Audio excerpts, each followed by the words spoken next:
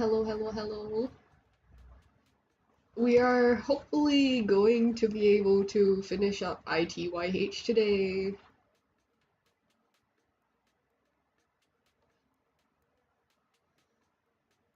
Hopefully, we are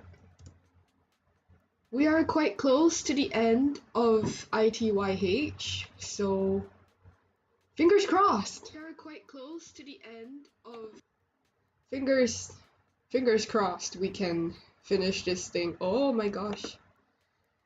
I will load, I guess. I will load the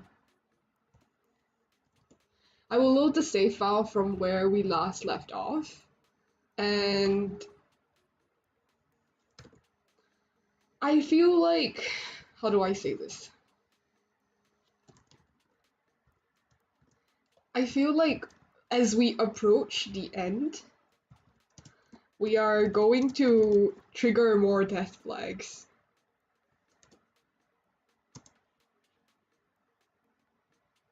Like, the further along this game I go, oh my gosh, hang on, give me a moment, where is my weenie little avatar? Where is Mr. Rabbit?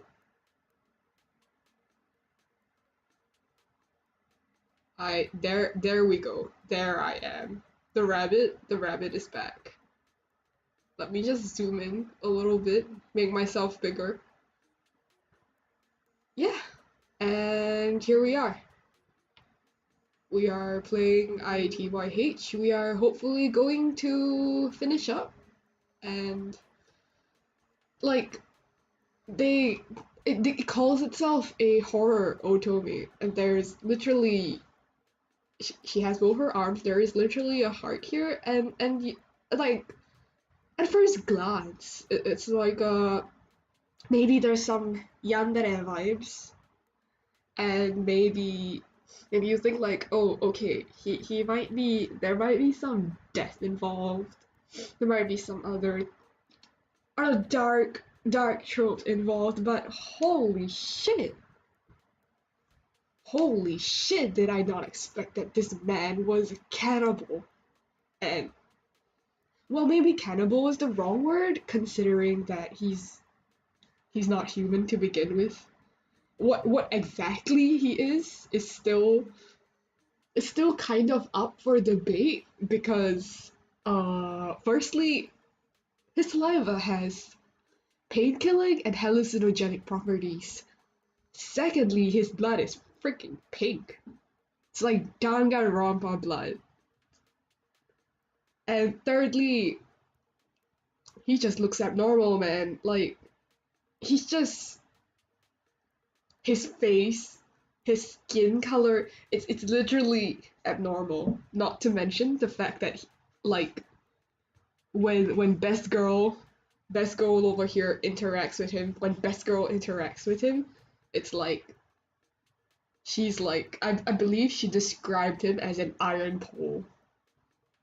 So he has body temperature, but iron pole, and she said that he smelled like old woman perfume. So I guess that's another unnatural point. I apologize for the crunching. I'm eating some apples. An apple a day keeps the doctor away. It won't keep murderous yanderes away from you, but you know, we'll take what we can get. That's just how it goes, man. So let's load our save files and let's get started. And our most recent save file is 1:28 a.m. Is that yes? 1:28 a.m. in the morning.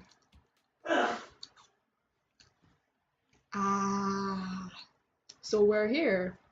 This is the most recent save file, right?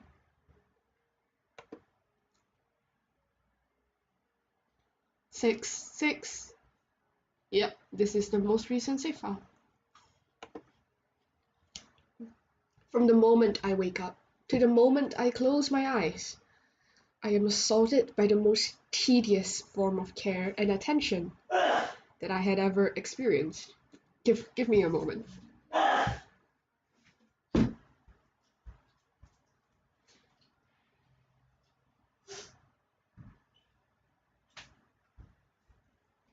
Good Lord, I am so sorry for that.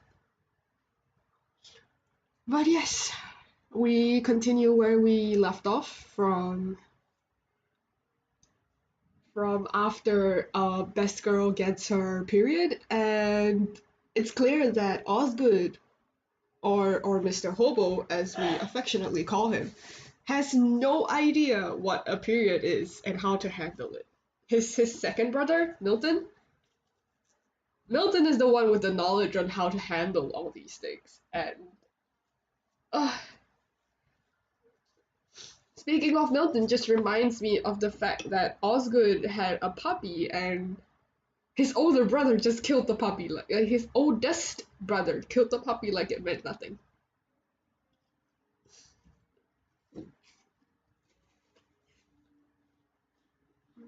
Which is just painful, honestly. Like, a family of monsters indeed. What can I say? They're just.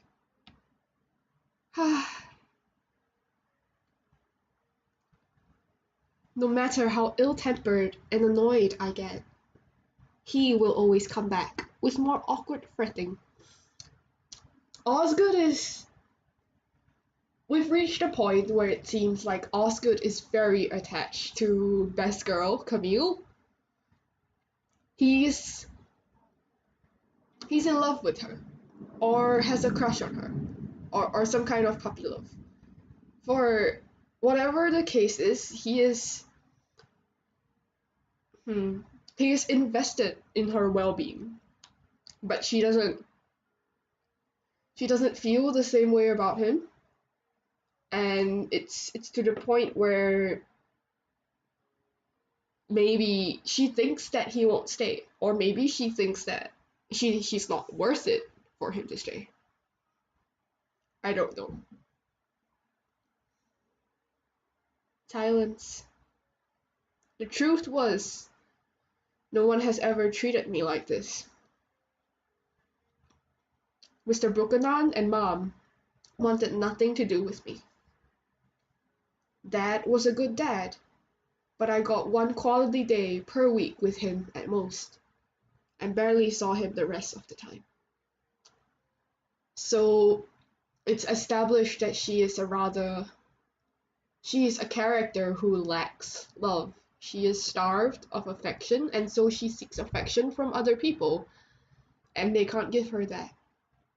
Because what she wants probably has more to do with like a stable family unit rather than seeking affection from a significant other, as she's been telling herself.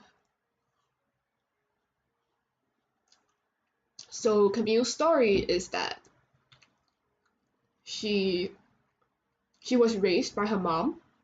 Her mother did not give her attention.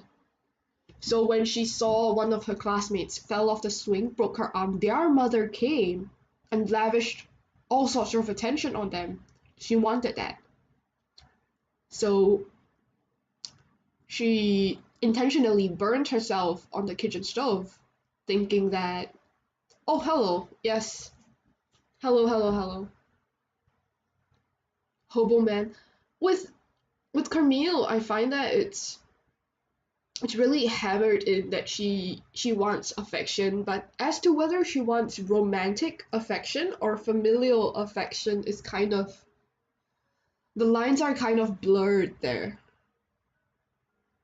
It's not it's not so clear cut as to what type of affection she wants, and it may be the case that she herself doesn't know what kind of affection she wants because she's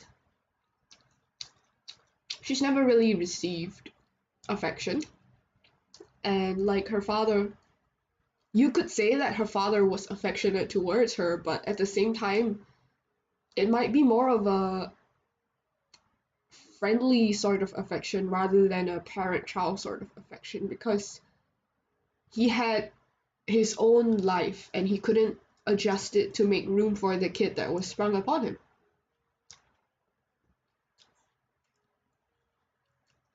Ivy was a good friend, but she had her art, her boyfriend, as well as other obligations, which means that she can't derive affection from Ivy.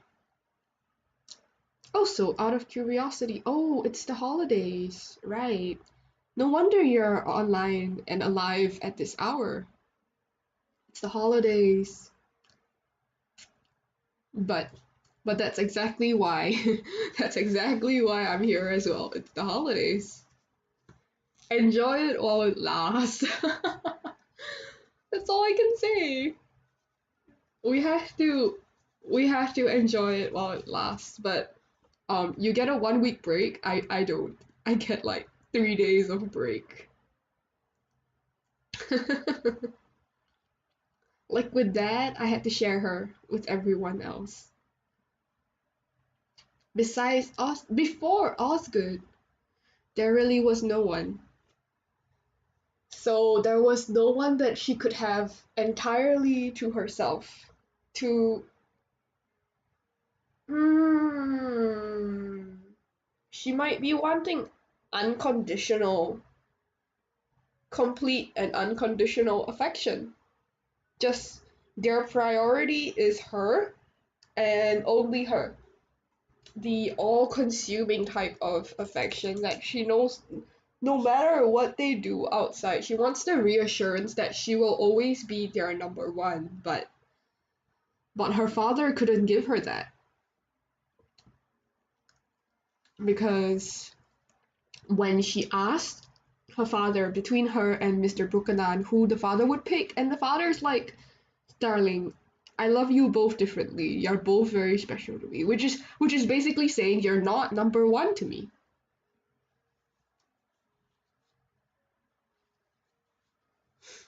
But that kind of love is quite it's obsessive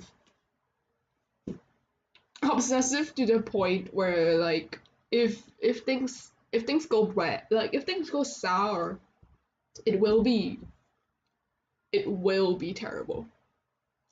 That's really all I can say. I can't give in. I have to do something about it before it is too late. This is I can't, this should be is. Ah, it's okay. Silence.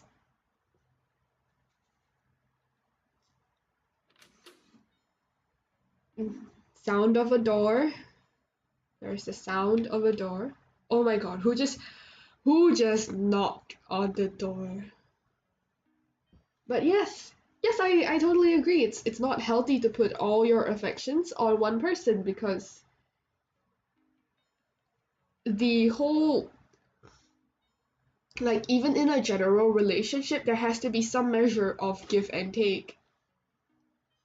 If you are placing everything, all your hopes and dreams on one person and they don't do the same, then you will inevitably feel like you've been sidelined and that causes a lot of problems. But it's not normal for most people to be able to throw everything. Like we have many passions, many dreams.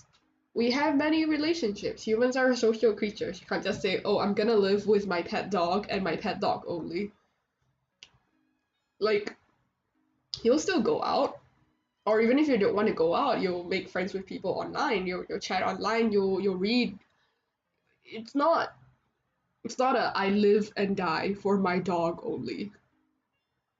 Doesn't really work that way.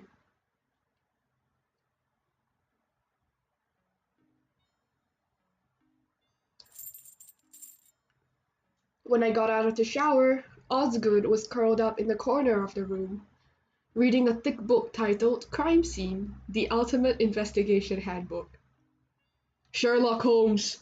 Sherlock Holmes moment. Sherlock Holmes incoming.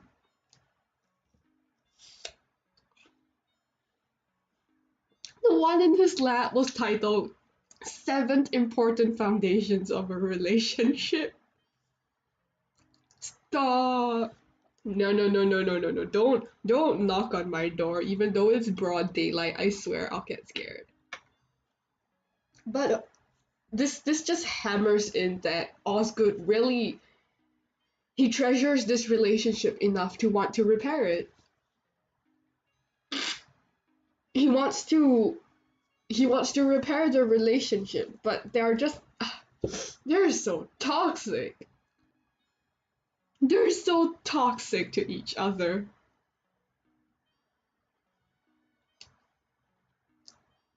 Ah, best girl.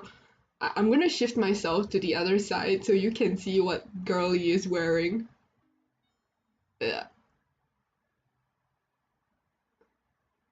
Yeah, exactly. A relationship has to be a two-sided effort. And look at girly. She's just dressed in a towel. There's like nothing else. I think girly doesn't really know what she wants from Osgood either, so it's kind of hard to push back when you yourself don't know what you expect. But yeah, girly is just like, well,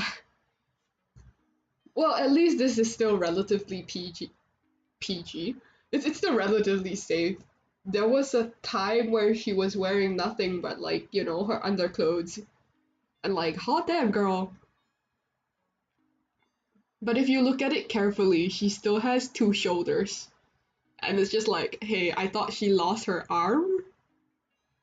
I thought she lost her arm. Why does she still have two shoulders? But we'll close one eye. We'll close one eye. Osgood, can you help me dry my hair? Like she went from Zun Zun vibes to like Himedere vibes. Maybe it's still the elbow. Maybe. Or like half the upper arm. Like he's gone to like Himedere vibes. Like the whole serve me vibes. His books dropped to the floor in a thud. I waited patiently for him as he scrambled to pick it up. That whole seven important steps, seven foundations to a relationship thing. Like which step is blowing dry her hair? Come, Osgood, tell it enlighten us. Seven steps to building a good relationship. Step one, blow dry her hair. Step two, buy her clothes. Step three, buy her food. Step four, maybe don't eat her arm. Like, actually, I feel like don't eat her arm should probably be step one. That's like the most important thing here. It's like very important. Okay, gonna shift myself back because it's blocking the. There we go. I'll be blocking best girl's face, but it's okay. We don't need to see best girl's face anyway. Eventually, he walked over and got to work, blowing dry her hair. Not that she has a lot of towel drying her hair. Oh. His fingers brushed across my ears momentarily as he clumsily towel dried my hair. It's not. Well, it's more intimate than blow drying, maybe. But like, it's not like she has a lot of hair to dry either. It's like her hair is like what, shoulder length? It's not that hard. Yeah, okay, that is true. That is true. Who needs best girl when you have best boy? What? What? I'm not best girl. Please, please. You can be best girl. You can be my best girl.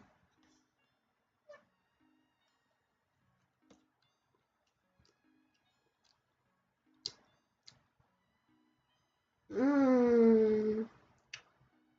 Oh boy. Osgood, do you want to go on a date with me? I'm not sure where you can go on a date when you are confined inside a house. But you do you, girl. You do you. Um, yes, compromise. I'll be your best girl and you can be my best girl.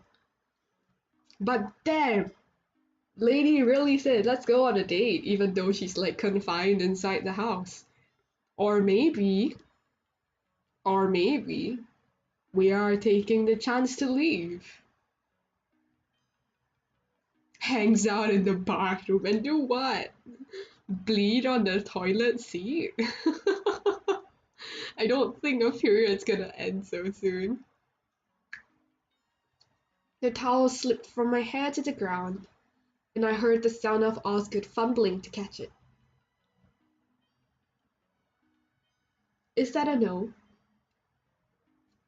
Damn. Damn.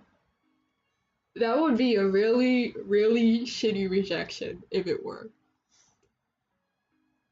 You just like where in the house do you want to hang out?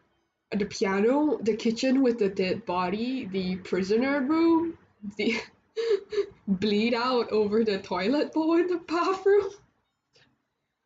But there might be if he allows her to go out. If he allows her to go out, there might be an escape scene. Maybe. We'll see. We'll see. No, I'm just surprised. Oh, oh. You weren't exactly eager to do anything with me before. That's true. That's true. She wasn't, but now you're like cohabiting. So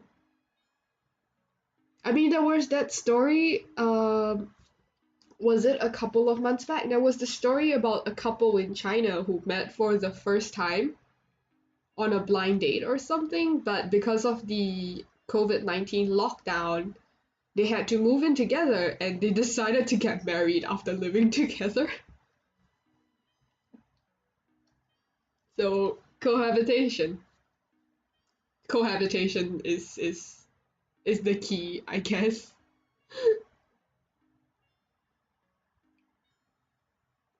I laughed and turned around to face him. Last time I checked, you were the one who blew off our date. Oh, damn! That's true. That's true.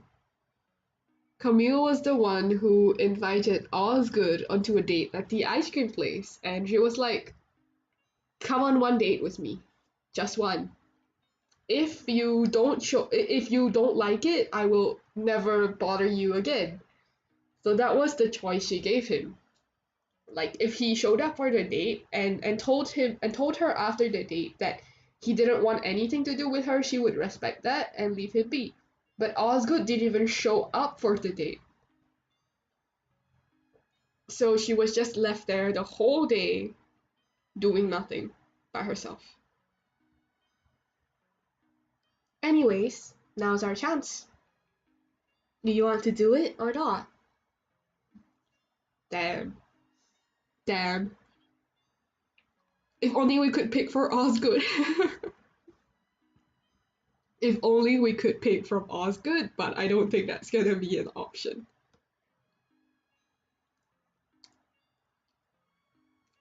Silence.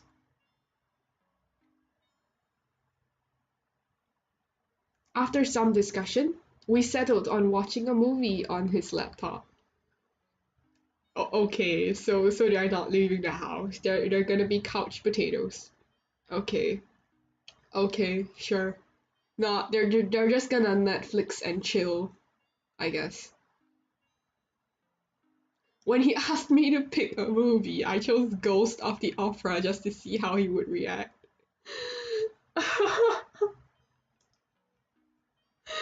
He's a literal he's a literal monster, and you want to make him watch Phantom of the Opera. Why don't you make him watch Dracula? I think it would be funnier. Or like Hotel Transylvania, you know? Something vampire-y rather than Phantom of the Opera. The whole uh, in dreams he sang to me, in dreams he came. That one exchange. Like I can just literally imagine Osgood judging her for her choice. It would be funny.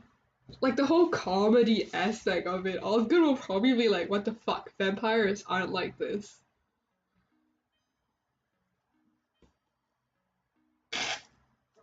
And there's even like Hotel Transylvania too, which is like you have all these half vampires popping up, but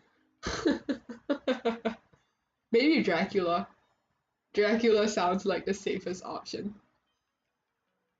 Yeah, exactly. Osgood's like, I don't turn into a bat. It's like we can dream. We can dream. To my surprise, he agreed and promptly proceeded to pirate the movie without even reading a review. Damn. Obligatory message, don't pirate movies. That's so bad. Like what are you teaching the children, Osgood? Like how dare you? What are you teaching the wee babies?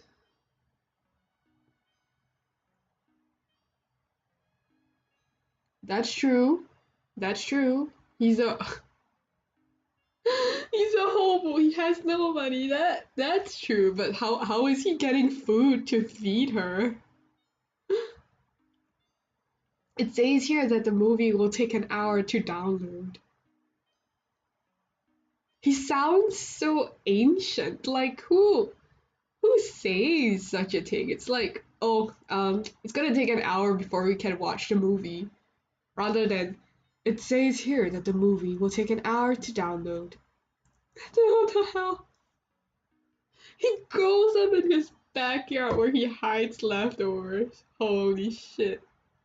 Holy shit. I hope not. I hope not. Jesus Christ. Like, imagine growing carrots in his, like, leftover food. That's so disturbing. In that case, why don't you take me around on the tour of the house?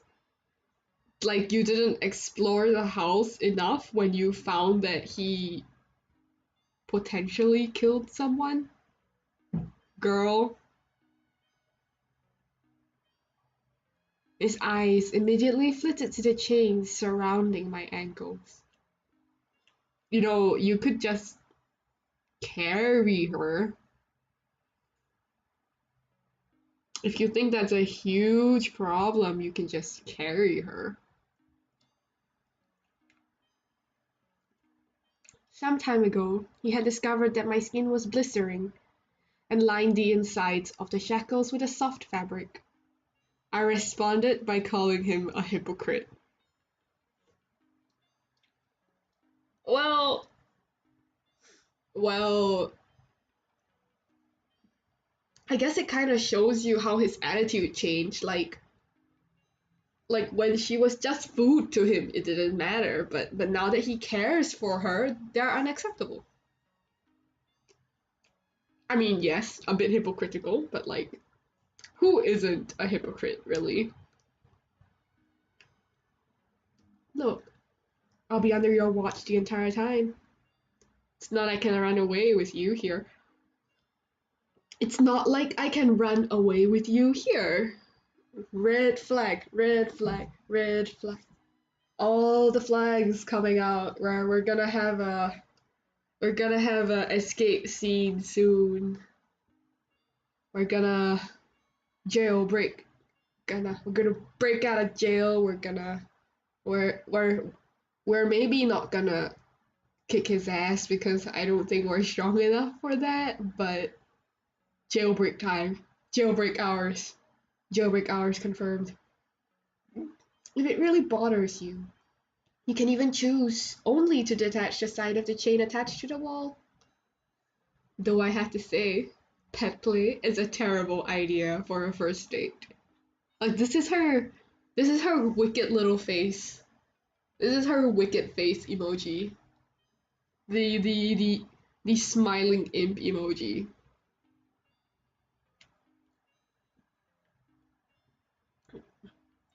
Like, so the first time we did push-ups for like 20 days and then we lost an arm and now we did sit-ups for like 20 days, but we're still weak.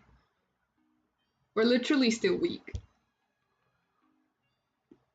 And Osgood didn't say anything.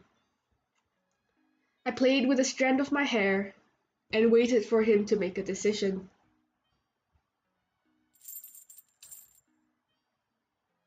Eventually, he shuffled to the wall and unlocked the chain. He there was the sound of could you hear the sound of the chain?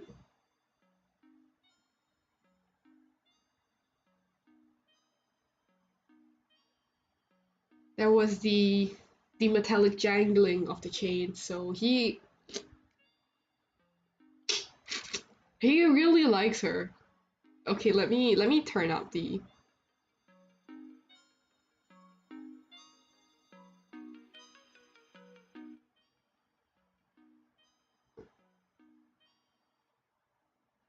um, let me try to see how this works. Give me a hot moment.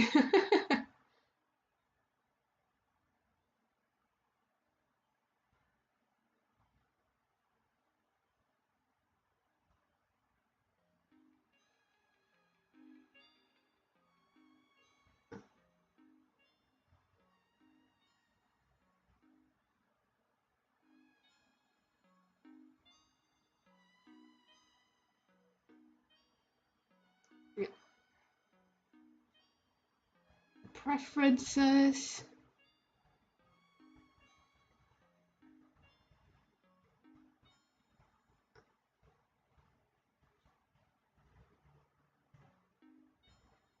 After a moment, we'll see. Okay, the next time there's a sound, I'll keep quiet, and you tell me if you can hear it. Yeah. So eventually, he shuffled to the wall and unlocked the chain. After a moment of hesitation, he walked over to me, knelt down, and unlocked my shackles. So he's letting us go free. He is getting ready to let us go free, and and I do think it's very likely we're gonna have a jailbreak scene. Quite likely.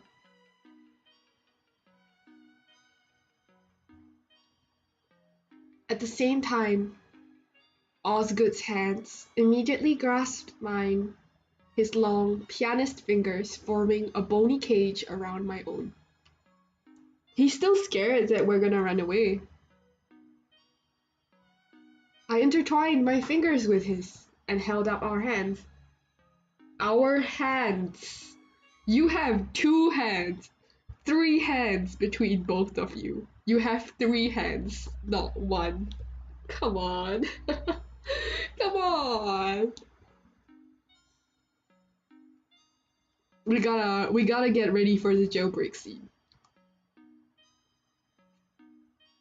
This is how you properly hold hands without crushing my fingers.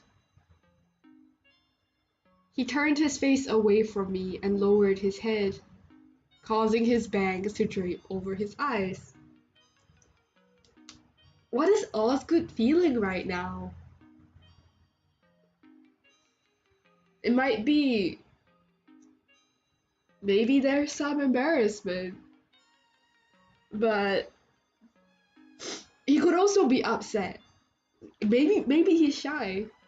It's it's kind of endearing, kind of a little bit.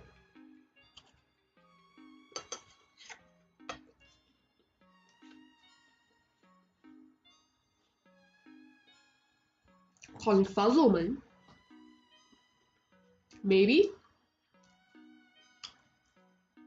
Maybe he's never, like, held anyone's hand before. It's a little bit endearing. Like, why couldn't this have been a cute romance rather than this this thing?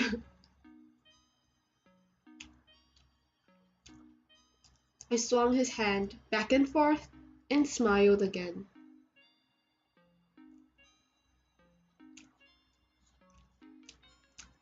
Ooh, is that wine? Are you of legal age to drink?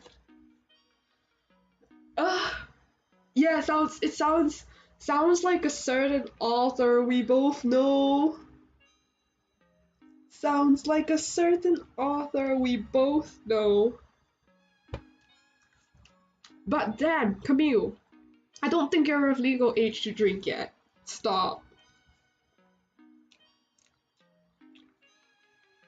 Osgood was still holding my hand.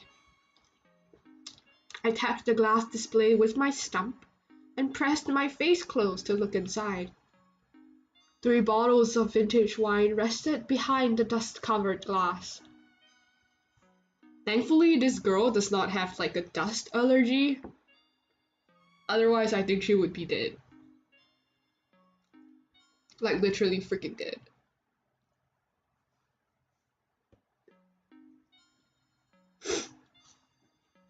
I didn't know you guys drank wine.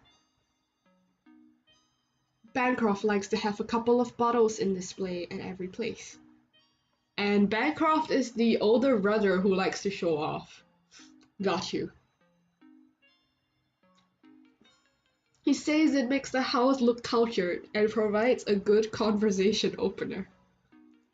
The guy who likes to show off money. Indeed. Milton is the one who actually drinks them. Rich money smoking bro who doesn't drink, and in fact it's second bro who drinks. The womanizer is the one who drinks. Oh, that's so funny. Just I'm gonna buy this and use this as a display piece. And behind his back, second brother is just I'm gonna drink it all and then cork it and put it back there so that he's just like, if you're only gonna use it as a display piece, then I can drink it, right?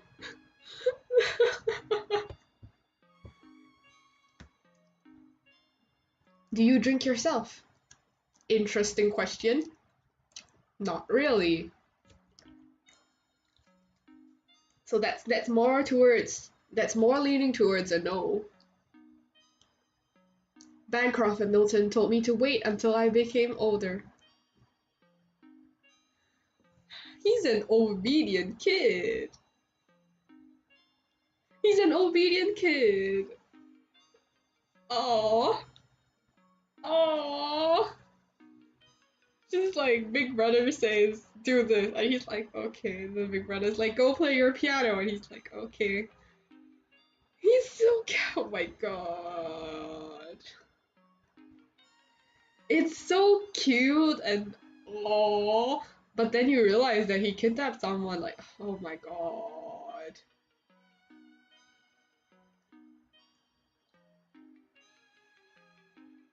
And you are older now. Let's drink it while we watch the movie.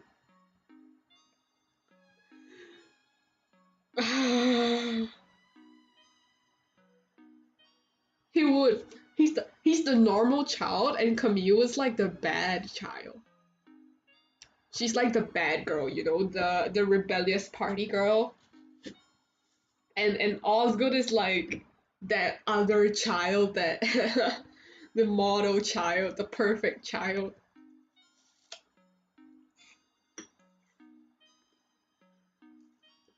This is good kid meets bad kid trope.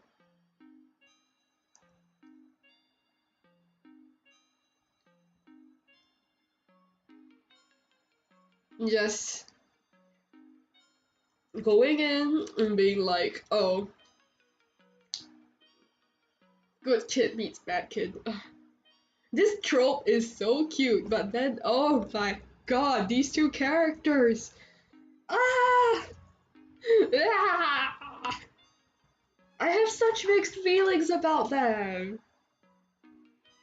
Like, on one hand, their romance is so cute.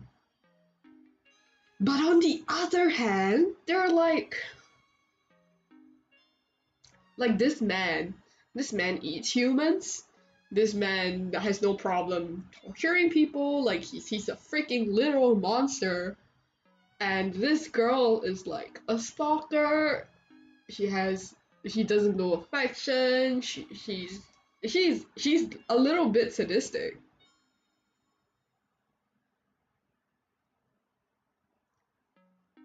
Love deprived girl meets cannibalistic hobo. I think that Camille is a little bit sadistic.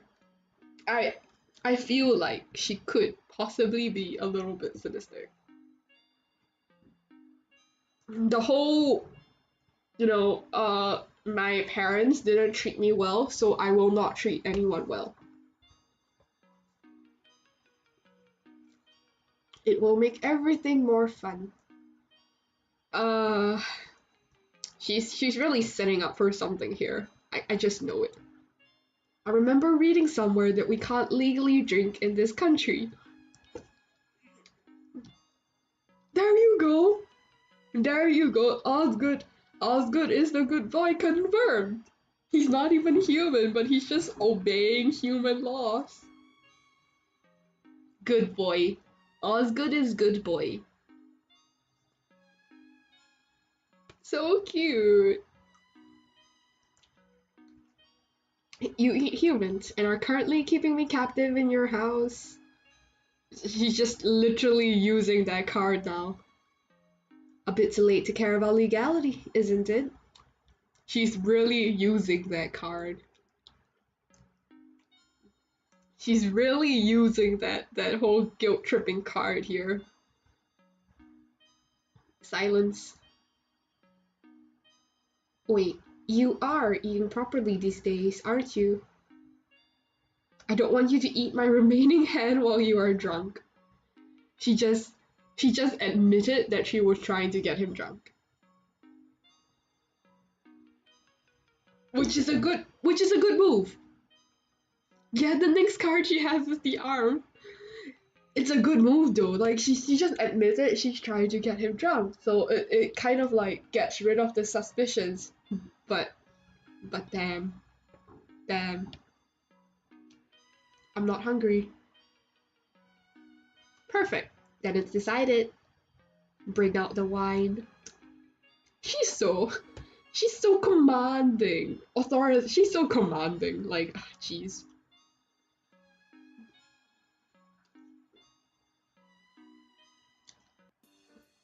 After the movie was downloaded, we brought the laptop down to the dining room table. Lit some candles. Candlelit dinner. A candlelit dinner. Oh, oh, oh, oh, oh.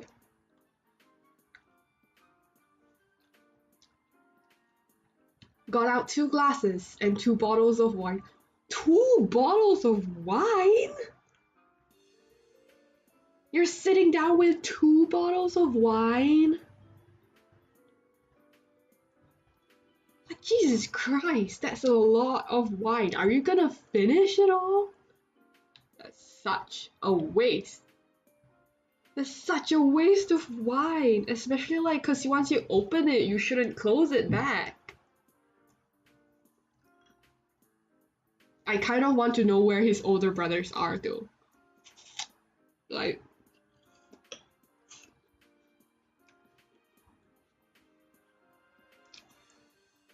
she really is trying to make him drunk. But I'm so curious as to where his older brothers are. Like, I mean, yeah, I know they're probably dead, but like, how did they die? Who killed them?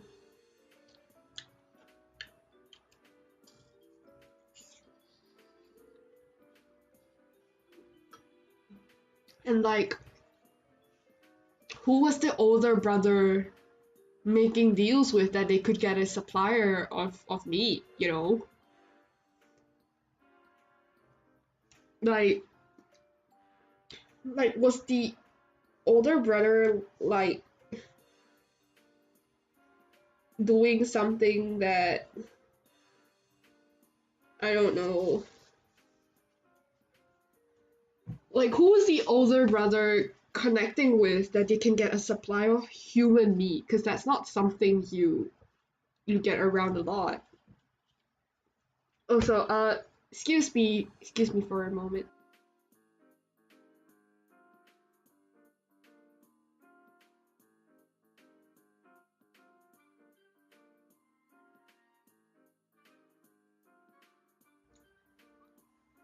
Right, I'm back. But yeah, possibly the mafia or like, I guess, underground doctors. It would make sense. But it's also it's so interesting. And yeah, she really is trying to get him drunk.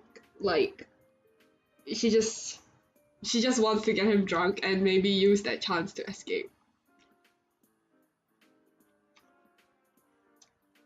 It's a drinking game. No wonder they have so much alcohol. So the rule is that whenever someone starts belting out a song, we have to take a drink. No wonder she picked Phantom of the Opera. Opera. They sing! Like, Phantom of the Opera is a literal musical. Everyone has to sing at some point in time. It's a drinking game.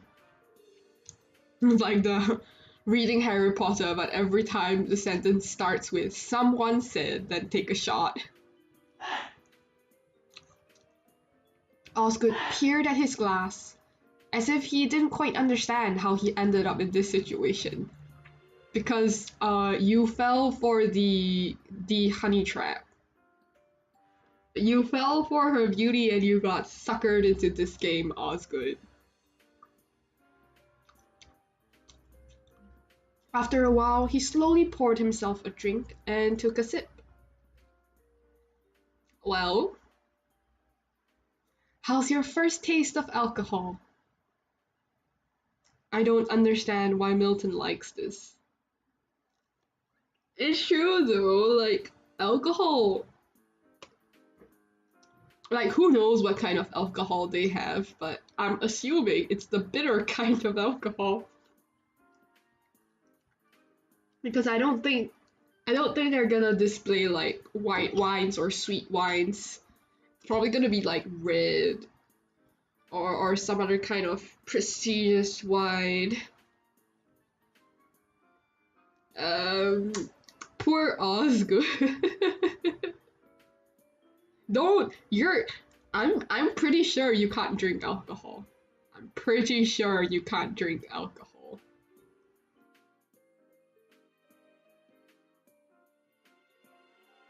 If you're not yet at the age where you can drink alcohol, you shouldn't. Anyway, there have been like, I'm not sure how true they are. I'm not sure how true they are, but there have been some studies that said that, like, people under the age of like 25 or something shouldn't drink alcohol because it will like shrink your brains or something. That's what I heard, but I'm not sure whether it's 100% true.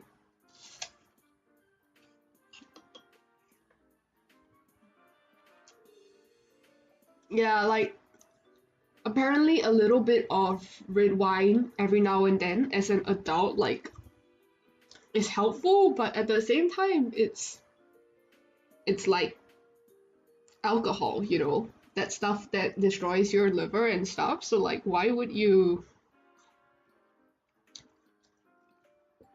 Yeah, like, I don't know whether the alcohol will shrink your brain thing is true or not, but I would rather stay away from it, like err on the side of caution. You'll understand after 3 more glasses. She is trying to get him drunk. There's no ifs, ands, or buts about it. Osgood still stared quizzically at the bottle. I just said bottle. Osgood still stared quizzically at the bottle. He's just like, why? Why am I drinking this nasty tasting thing? What is life? Questioning life itself. I took the bottle from him and poured myself a glass as well. Bottoms up. Today we're gonna drink until we're like shit-faced.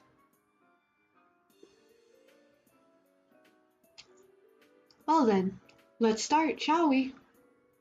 Remember, you have to take a nice long drink whenever anyone starts singing.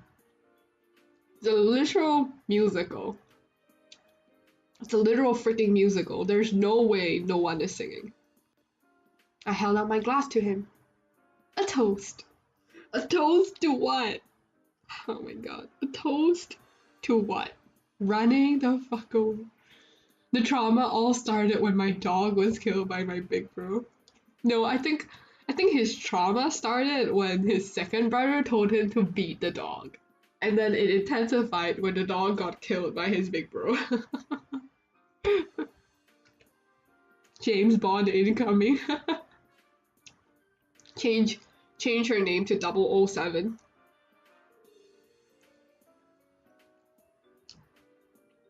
To your first experience with alcohol. I feel like most people, for their first experience with alcohol, they will get drunk because of like tolerance levels and all that shit. He doesn't look comfortable. Under my encouraging gaze, he carefully clinked his glass against mine and took another sip.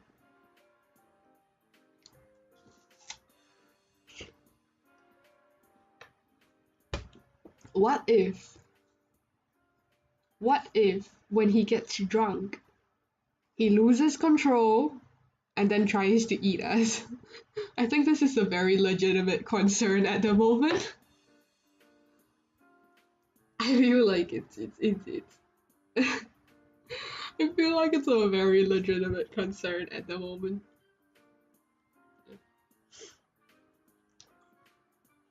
That might be what she wants. Holy shit. Holy shit.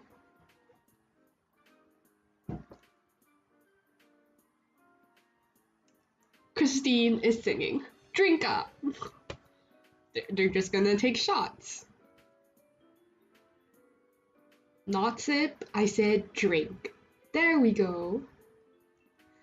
How is she not drunk? How is she not drunk? Holy shit. She has the tolerance of a Russian man.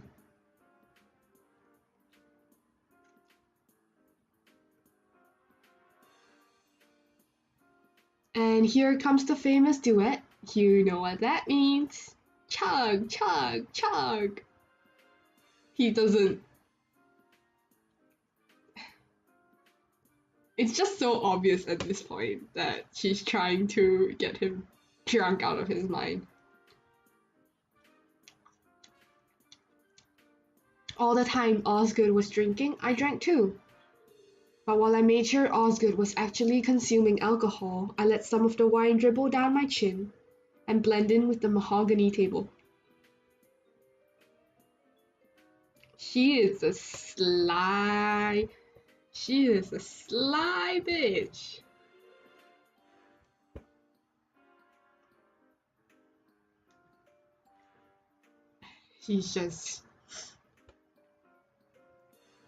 She's just going through it, going for it. I also sloshed some of the wine around my mouth before allowing it to flow back into the glass.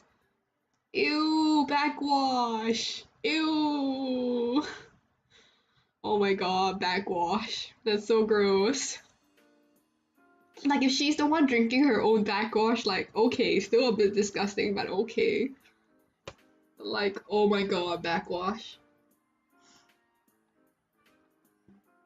Like, maybe it's not so visible if you have like red wine, but if you're drinking like water, like the clear water. Backwash is so obvious because there's all those like little particles just flowing back into the cup or the bottle with the water. Like you can see it. It's like, oh my god, backwash.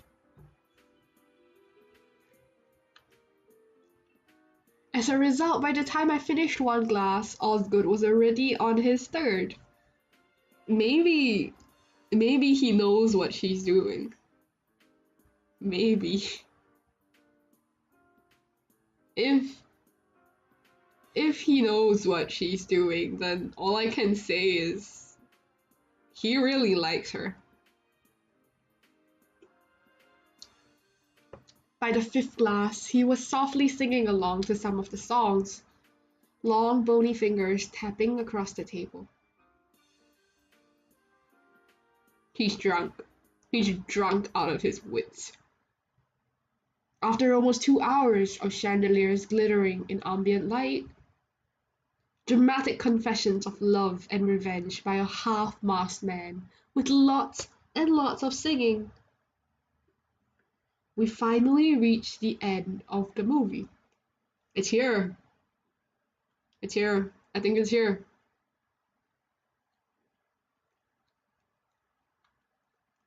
Even though it was the credit scene, Osgood was still humming the theme softly to himself. Did you like the movie? He's smiling! He's smiling! Osgood is smiling! Oh my gosh.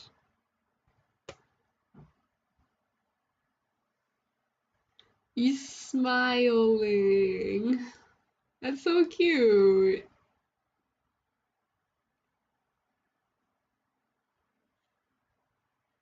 The songs were nice, but I don't like the story. Who would? Who likes? Honestly, who likes the story of Phantom of the Opera? It's so K-drama worthy. It's legitimately so K-drama worthy. But the songs are very good, yes. It's sad. Oh, he doesn't like it because it's sad. He's Why? Why is it that every time we get to know this man, he's like a child? He's so pure and innocent. Why? He doesn't like it because it's sad. He wants a happy ending. Oh my god. His tone was petulant, like a child. I had never seen Osgood like this before. When I spoke, my voice was surprisingly gentle. And why didn't you like the story? He gestured his hand toward the screen and looked at me again, expecting me to understand. He's not a small baby, he's a tall baby. He's like what, 2 meters tall? 2 meters tall. That's not small at all. He's the freaking tallest baby to ever exist.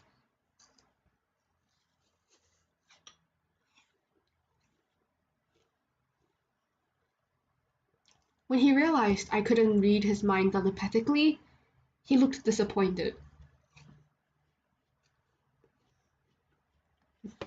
Oh my god. He's like, points at screen. That's why. I'm like, why? You didn't explain anything. It's like points at screen. Pointing, frantically pointing at screen.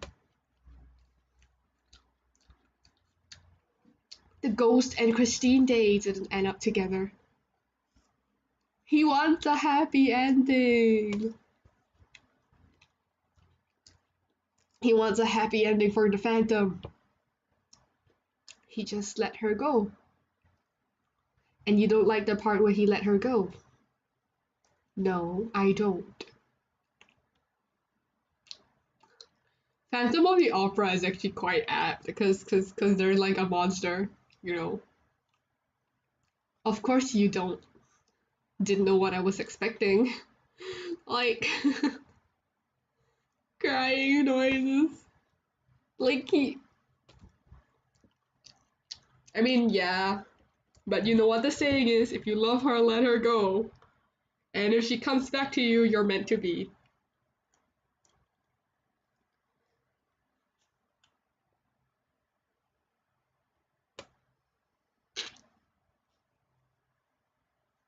Oh, interesting questions. Interesting questions. Give me a moment, sorry.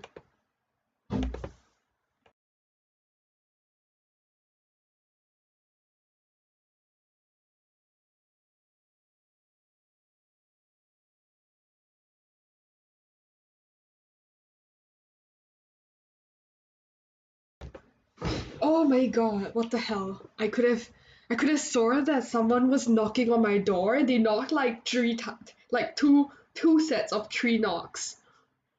And I was just like, who the fuck is knocking on my door? But there was no one. No one knocked on my door. Like, holy shit. Holy shit. Alright, let's see.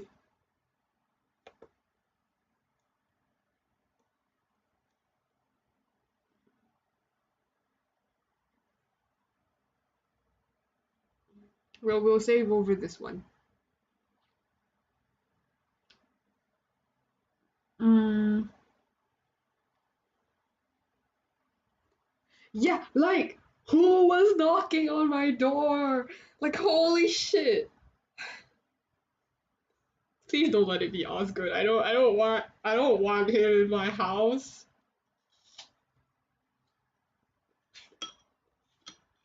Mm, so I think we'll go with the do you identify with the ghost first, and then we will reload and go with Christine Day. If they allow us to ask both questions, then we won't have to reload, but if they don't, then we will switch. Do you identify with the ghost? Not particularly. He was inefficient. Man just slandering the phantom. Man is just slandering the freaking no, we don't no, we don't talk about Osgood. He doesn't. I don't wanna. It's so ironic that you say that, considering that I'm using I'm using Florian right now. Like, he has these two little bunny ears. Let's not go there. The thought of it is so scary. Let's not go there. But Osgood really be slandering the Phantom right now. He should have just made sure Christine never left the first time he kidnapped her. Damn. Damn. Well, I think baby grew up. Like, cute, innocent baby just went dead.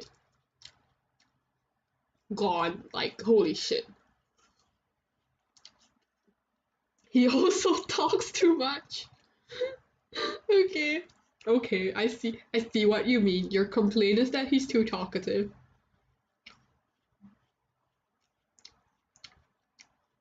That's enough small talk. Okay, so we don't get to ask the other question, so I'm going to reload.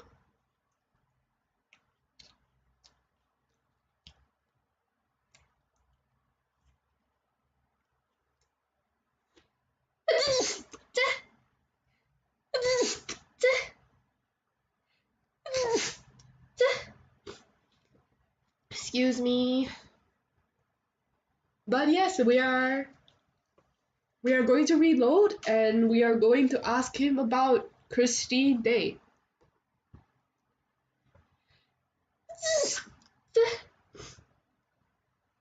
Oh my god, sheesh. Do you think I'm like Christine Day? No. Man is just man is just denying every single thing. Man just says no, fuck no.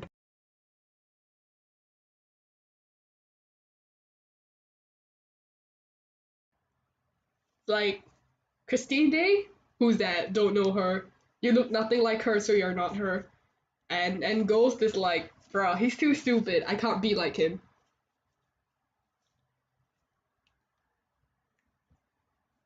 You have more of a mean streak. Help! Help! He's so savage. It's like you can't be like her because you're evil and she's not. He's so savage.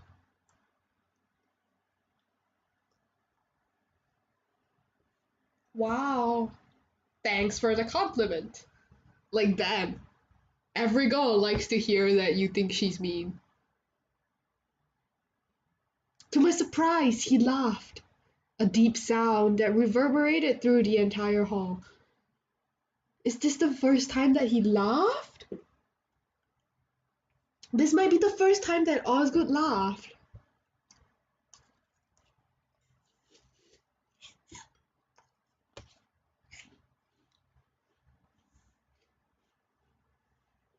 Damn.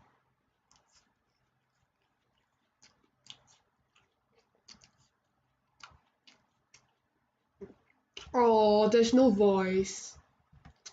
There's no voice. Oh, I want to hear him laugh. It's okay. He laughed and he's smiling? We're like blessed. We're like literally blessed right now. Literally blessed.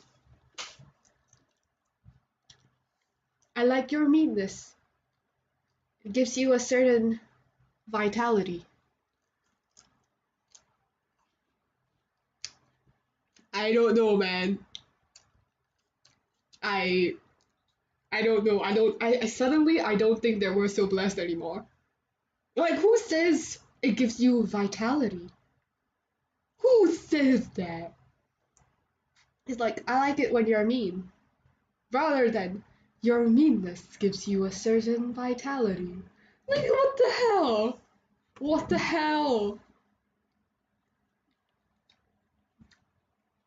Silence.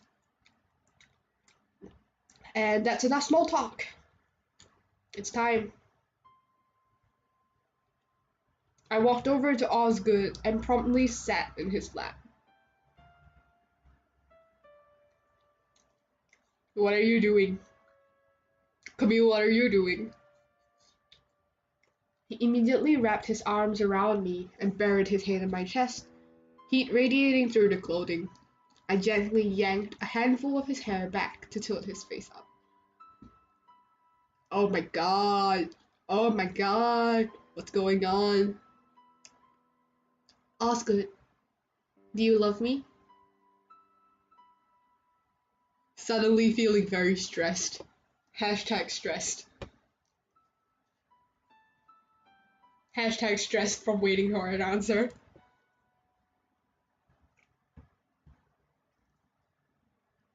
Man is silent. Man is silent. I don't know. You know what? You know what? That's completely valid. That is completely valid because even if he does like her, whatever feelings he has for her is based on the premise that she was trapped in his house, and it's not like if they were just schoolmates he would have fallen in love with her. So that's a completely valid answer. I don't know anything. He looks he looks like he's in distress. Poor man. There was a hint of a whimper in his tone. He's what if what if like cuz they're monsters, right? What if they have a longer lifespan than humans? So what if he is literally still a child? What if it could be?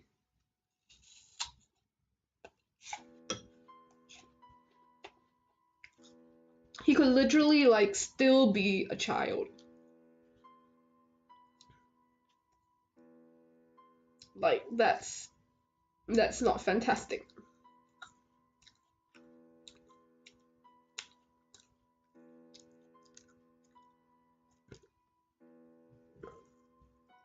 Alarmed and not wanting him to become upset, I quickly pushed his head back towards my chest and started stroking his hair. Girl, you only have one arm. How are you doing this? I hate to say this, but you only have one arm.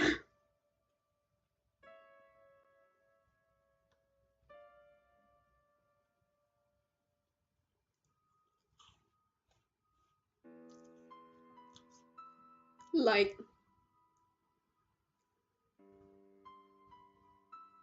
rest in peace. He rubbed his face into me like a large animal, softly huffing and panting. Makes him sound like a dog, but okay. Makes him sound like some kind of canine. One arm slandered, yet like. I suppose it's not impossible, but it would be kind of weird.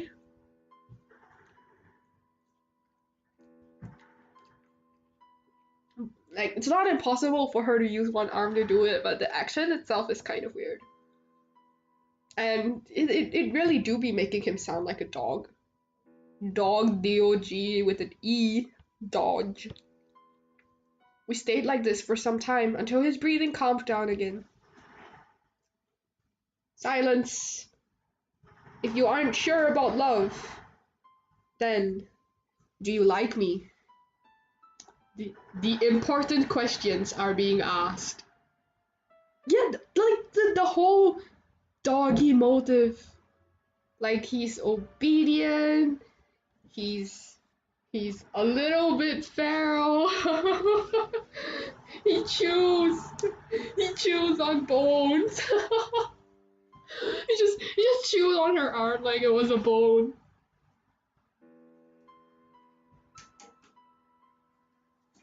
Like, I mean, doggy.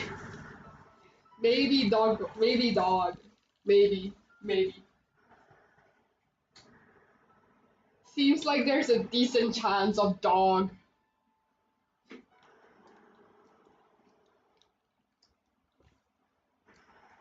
Another pause. Then he said something muffled that sounded like yes.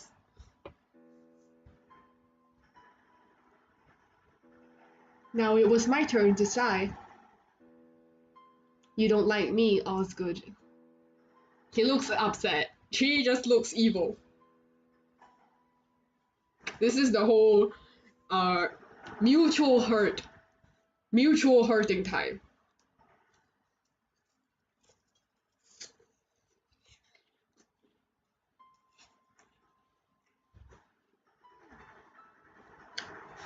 Test results. We diagnosed Osgood with dog. Osgood has been diagnosed with dog. But this is like the mutual hurt, no comfort hours.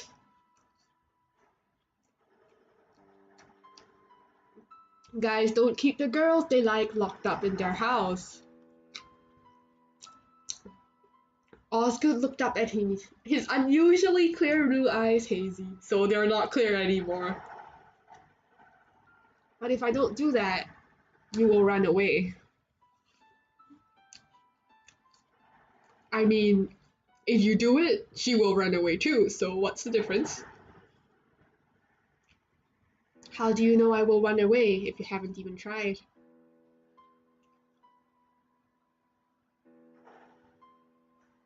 Silence. I'm better at singing, you know. He's... Oh. I blinked, confused at his non sequitur. He responded by disentangling himself from me, grabbing my hand and leading me out of the dining room. Did you hear the door? There was the sound of a door. There was a ka-chak from the door just now. Minutes later, we were in the music room. Yeah, audio's working. Temporarily letting go of my hand, he dragged a spare chair in front of the baby grand and gestured to me to come over and sit.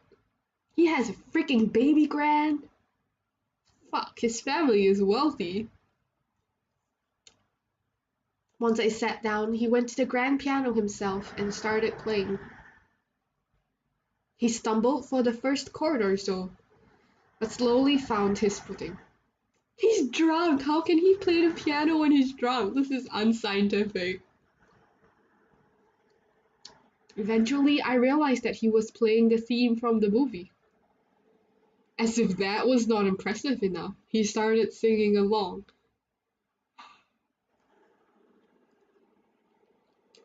He's trying to impress her. He's trying to impress her. Just like with the whole, you like this movie, I can play it for you. I can sing the song for you. He's trying to show off.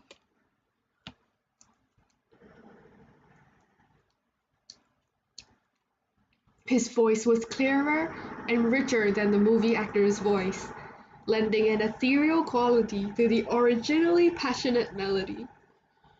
Yeah, because he's a monster. This is not. Damn it, damn it. In his voice, it was a siren song, less fierce but more mesmerizing. It beckoned toward me, slowly swallowing me in its tide. It took me several minutes to realize that Osgood had stopped playing. Bruh, I'm like secretly wondering if this Osgood, like if his species is just like, I don't know, like whatever the creator just made him like a chimera. He has like the vampire, and then a werewolf, and then the siren, and the next thing you know, he might be a demon too. He's just a chimera at this point. How was it? There is a very, very faint blush on his cheeks. A very, very faint blush. I let out a nervous laugh and smoothed my hair. Scarily good. Yeah, it's scary. It's so good that it's scary. Like holy shit, that voice.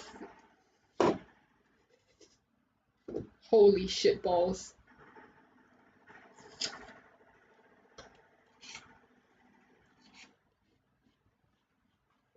Better than the original singing in the movie? Definitely better.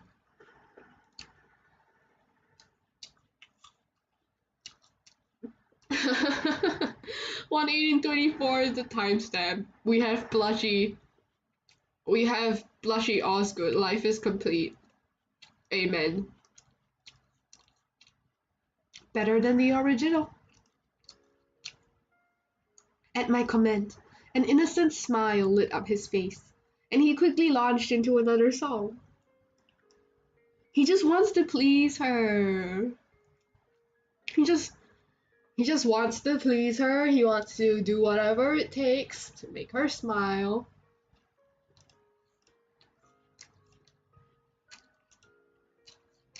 But this time, the melody was unfamiliar, slow and melancholic.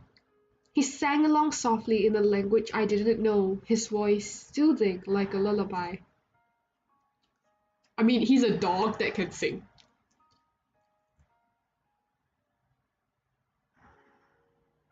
It lacked the mesmerizing quality of the previous song, but the sheer sweetness of the music somehow stuck with me. So the song induces diabetes, confirmed. Diabetes. When he finished, He looked expectantly at me again. He wants to be praised. Maybe he too is lacking affection, and they are seeking affection from each other.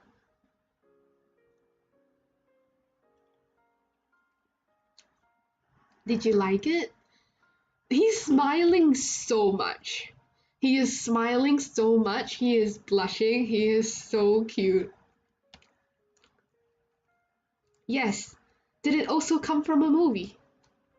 No, I wrote it. He is musically talented.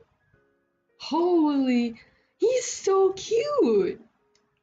He's so cute until you realize that, he might eat you, but like, oh my god. Yeah, why does this have to be a horror game? Why? He got out from behind the piano and started singing the song again. Oh, oh, that's so cute. I can't believe we have to jailbreak.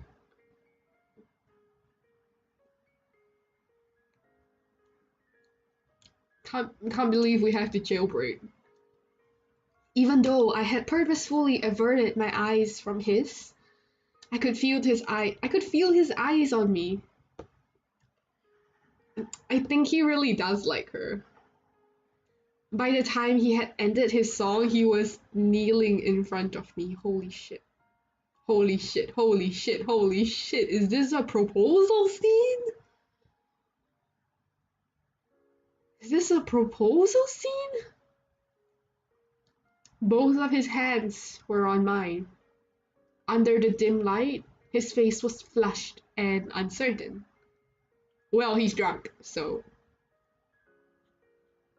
Silence. You said you won't run away. You weren't lying, right? He's considering it. He's actually considering it. My eyes avoided his face as I nodded. I don't know, I feel like avoiding his gaze at the moment is kind of like dodgy. It's kind of like I'm obviously planning to run away from you.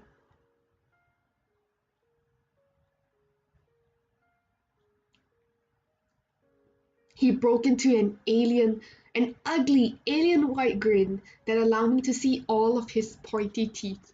This man is a carnivore, and how you know is by his teeth. His teeth are meant for ripping at meat and breaking through bones, I guess.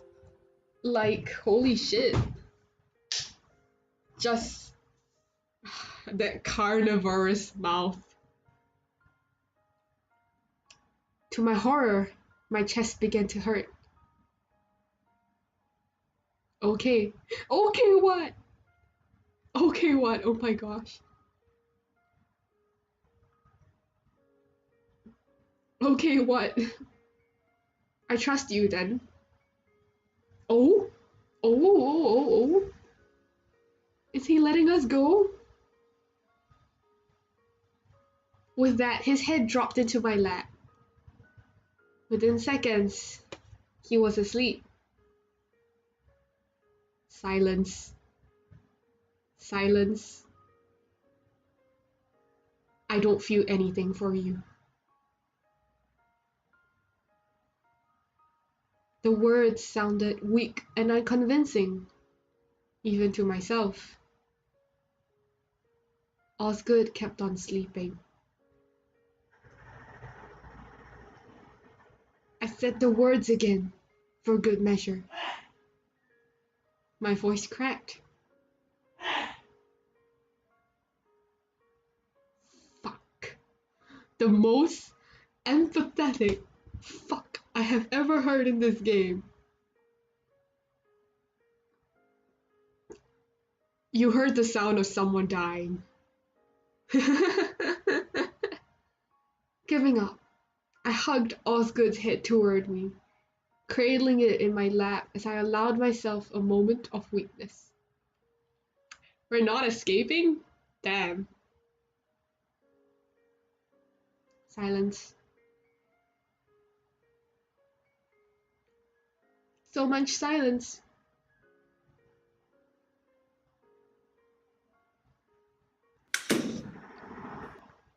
I carefully pushed him off me and left the room. It's here. It's here. We are leaving. I think it's here. It might be here. It really would have been better if we never met.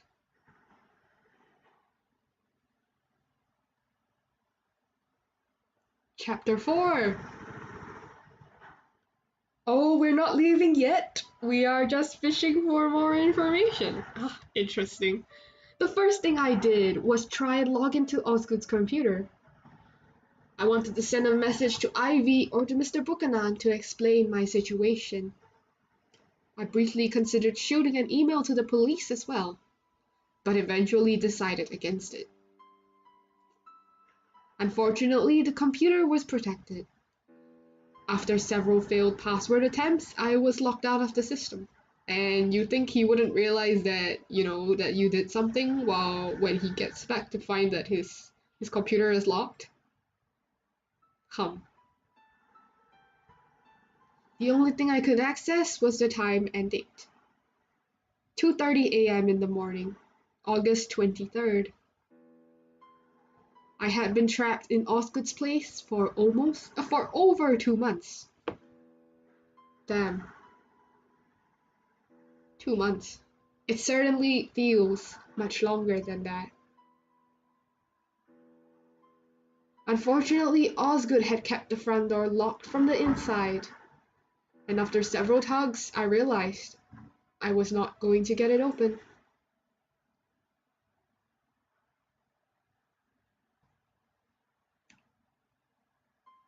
But I did find a window in one of the spare rooms that was not barred shut.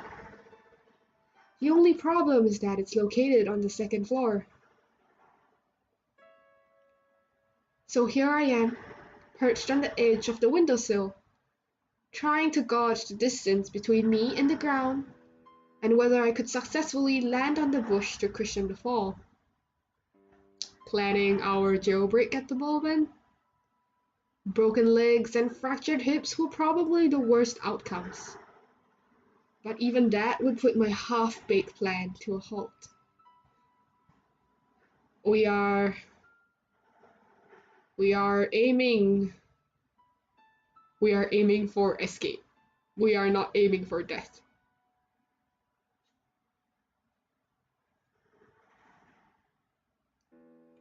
Maybe you should just go back and pretend nothing had ever happened. You'll probably never find another guy who bought you a carpet because he worried.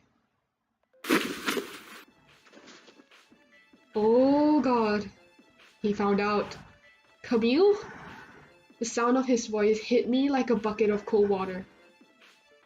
I lost my balance and careened out of the window. Is it here? Is it here? Are we... A dozen of tiny pain what? Pin? Blossomed all over my body as I struggled to get up from the bush. But nothing seems to be broken. It's not too late. You could say that you were looking for a bit of fresh air and just happened to fall out of the... Camille, where are you? I ran.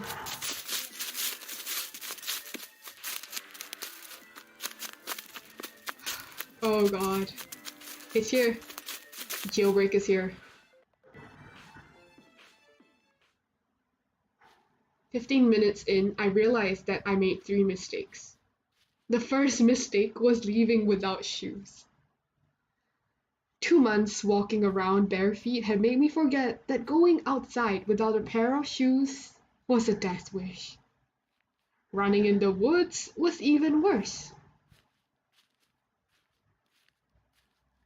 I had already stepped on something sharp in the dark. Damn. Due to my lack of supplies, The wound is most likely to be infected. You know what? You know what? I think it's worth it. If we can get away from Osgood, I think it's freaking worth it. Hopefully the infection would settle after I get out of the woods. And that was the second mistake. Going into the woods at night without so much as a flashlight. Navigating the place had required a GPS in broad daylight. And you're at night now, no phone, no torchlight, no GPS. Good job. Good job. In the dark, it was virtually impossible to know where I was going. Luckily, it's summer now. Or I would have frozen to death. Yeah, we can get treatment for rabies later. Cause he's a dog. We don't gotta do it now. We just gotta get away now. As I swatted away branches and mosquitoes, Osgood's voice kept replaying in the back of my head in the worst way possible. And that was the last mistake. Before I left, I should have made sure that he would be immobile. Then, tied him up somehow. With one hand? How would you have tied him with one hand? Then I would have more of a head start to run away, even if it was an only extra 5 minutes. My stupidity is really going to get me.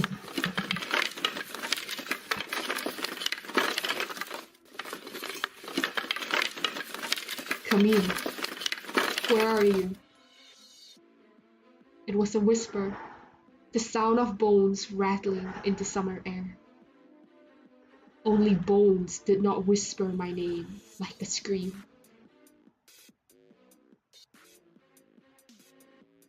Camille, where are you? I ran. Faster, if I change my direction and run faster. Camille? Help. Somebody help. This is so stressful. They gave me a time bar. There must be other people living here. There must be other people living here, even though the summer houses are located miles apart from each other. I refuse to believe. Stop shouting, Camille. My lungs feel like they are about to burst in my chest. My muscles are screaming in pain. I am screaming in pain. I am screaming in pain from being so scared right now. I am so... Oh my god. There was no time to save. There was no time to save. There was the timer bar. We're crying. Let's just pray that we got the good ending. Praying. I can't stop. I must keep going. Can't stop. Stop hurting yourself, Camille. I could hear him. I could smell him. Oh god, he's getting so close. Stop running, Camille. Then I see it. A dim opening in the tangle of trees and vines. A small hole swelled in my chest as I pick up speed and charge toward it, only to find myself standing on the edge of the cliff. Is this a bad ending? What the fuck? What the fuck? Is this a bad ending?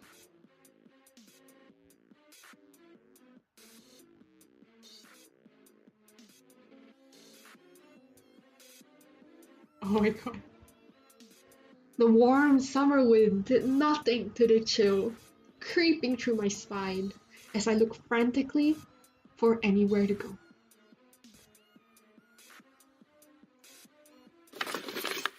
Stop running, Camille.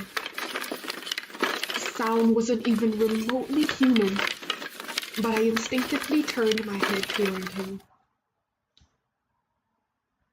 Oh my god. Bones, bones, bones, bones. Bones. Bones. More bones. And I voluntarily slept with this thing. Bones. It's all bones. It's all bones. A nervous giggle escaped from me as my knees started to tremble. And you think this is funny? His tail whipped across the trunk of a tree and sent it flying over the cliff. My eardrum screamed and I found myself cowering as I took a step back.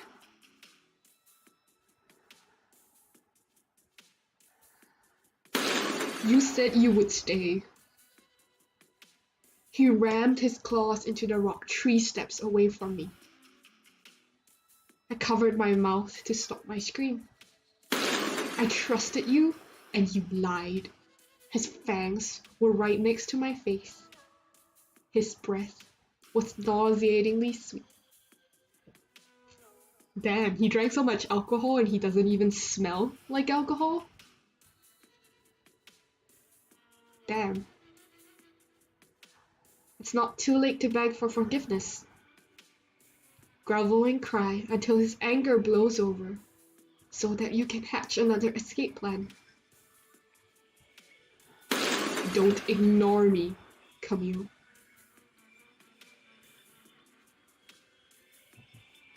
Give me a moment.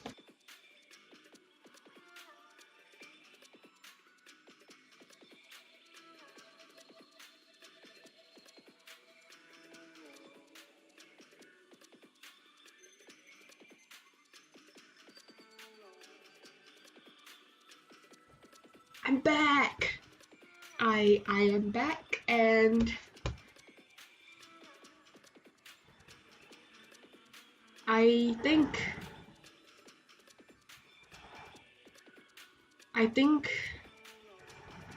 lashing out here is the wrong decision.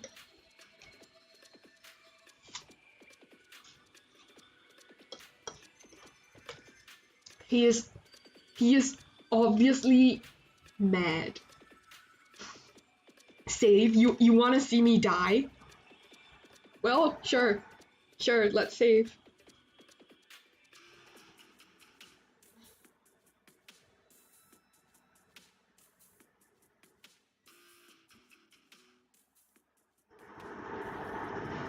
You just want us to run. But you just want us to run. Okay, I'm like 100% sure that lashing out is the bad decision. 100% sure. So do you want us to die or not? That's the that is the kicker here. Do we die?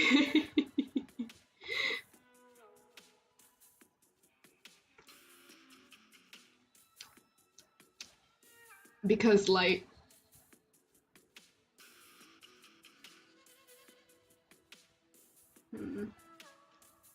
you can't see the options. The two, okay. You can't see the screen. Is it not sharing? The two, oh, okay. The two options are A, confess your terror, or B, lash out. But because Osgood is really angry right now, I have a feeling that if we lash out, we are going to die.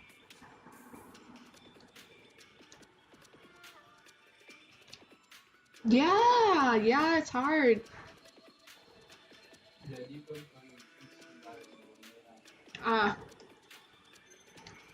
So, alright, we confess our terror. Stop yelling at me. Everything is wrong enough without you yelling at me. I meant for it to be a scream, but it came out more like a wail instead. Yeah, we've saved. We can die later, I guess. You want to know why I lied? Why I ran away? Because you're terrifying. Absolutely terrifying. The sun is rising now, dyeing the sky in a dark orange hue.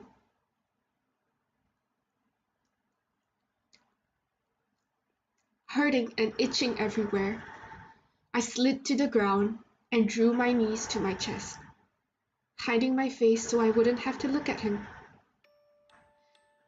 You aren't human. You literally ate my hand. You know why I've been treating you like crap? It's so I don't curl up into a trembling ball of terror like I am now. It's coming out. It's all coming out. I'm basically begging you to kill me, so I don't have to live every day in uncertainty. My voice was punctuated with wheezing, and I had to take a moment to catch my breath. After a while, Osgood spoke again. It was subdued and human, with none of its earlier unnatural qualities.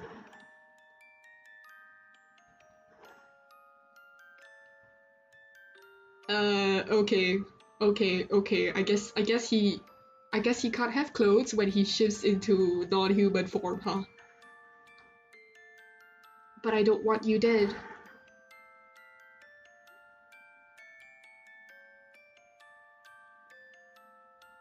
And that is what makes it terrifying.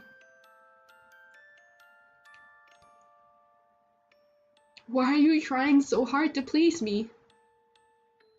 $10 that he's naked. He is. He probably is. I'm not taking that bet. That's a fool's bet. Why can't you just kill me and be done with it?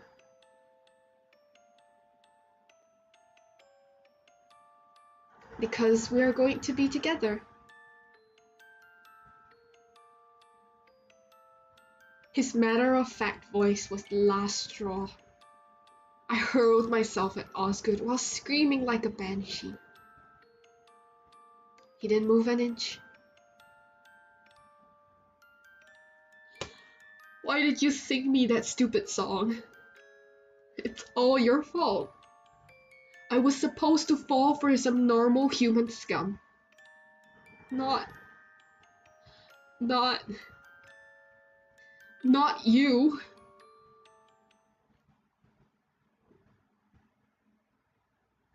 Is this a confession? Holy shit, you're confessing! Oh my god. Silence. Why did I say that? Feeling tired and defeated, I abruptly turned away from him, went to the edge of the cliff, and sat down. The sun was fully out now, and I could hear birds chirping in the distance. Not a good place for it. Imagine confessing to your monster boyfriend that you love him on the edge of a cliff. After a while, I felt Osgood crouching down beside me. Close, but not touching, with the faintest hint of candy. We sat there for a while, looking at the morning sky in silence. I hope he sparkles in the light like Edward Cullen. That would literally be so funny.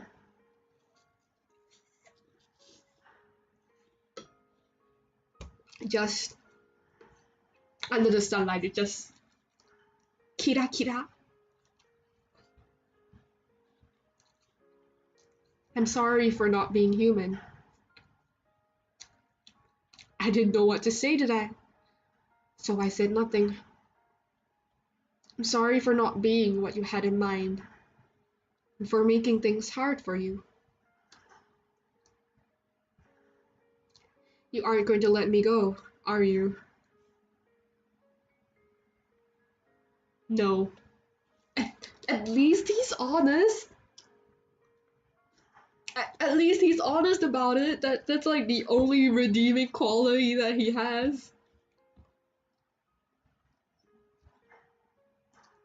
I looked down.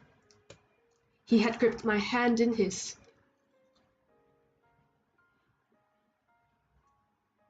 Would it really be so bad to just stop fighting so much and make the best of the situation?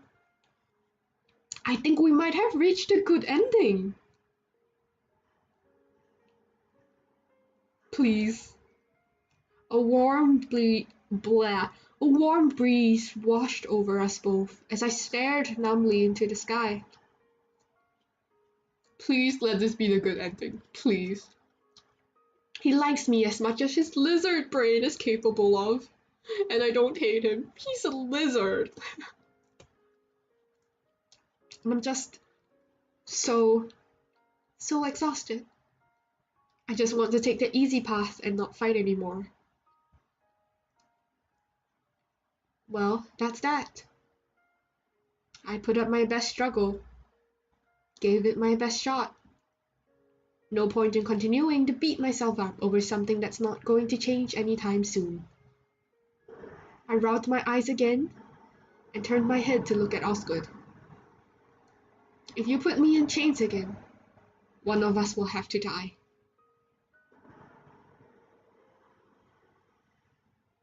And if you run away again, I will eat your legs.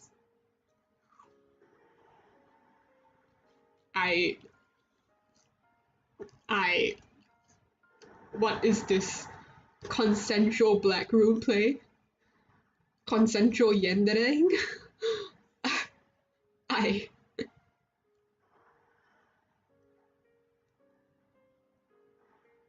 Not the most romantic promise, but this will have to do for now. It's the weirdest kind of compromise. Deal. I stood on my tiptoes to kiss him on the nose. That almost made him lose his balance and sent both of us over the edge.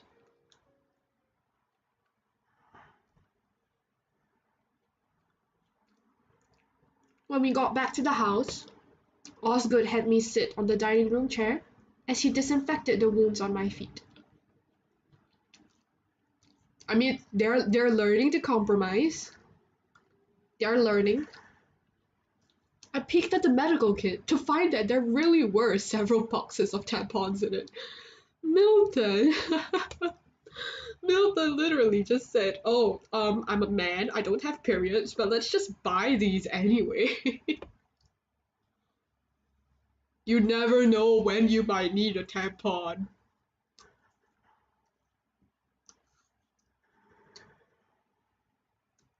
Your brother is really weird for having that in his medical kit.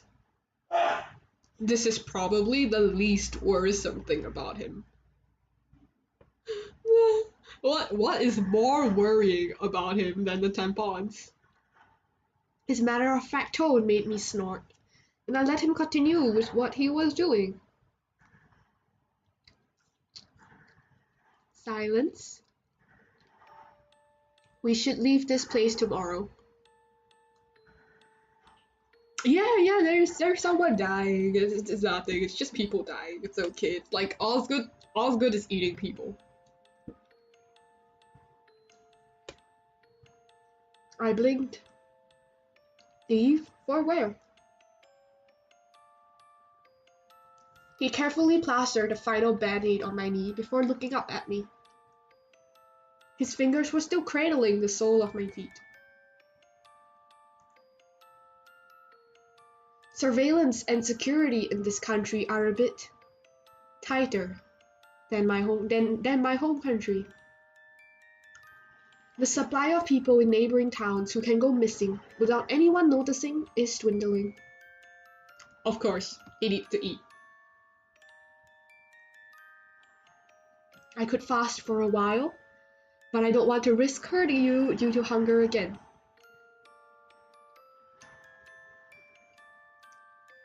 Silence. The best course of action is to move every now and then for now. In the long run, we should move to a country where there are plenty of fresh bodies available. Preferably somewhere constantly embroiled in civil war. Just really said, well, if the people are dying, I don't have to kill people and I can just eat them. I can just eat the dead bodies.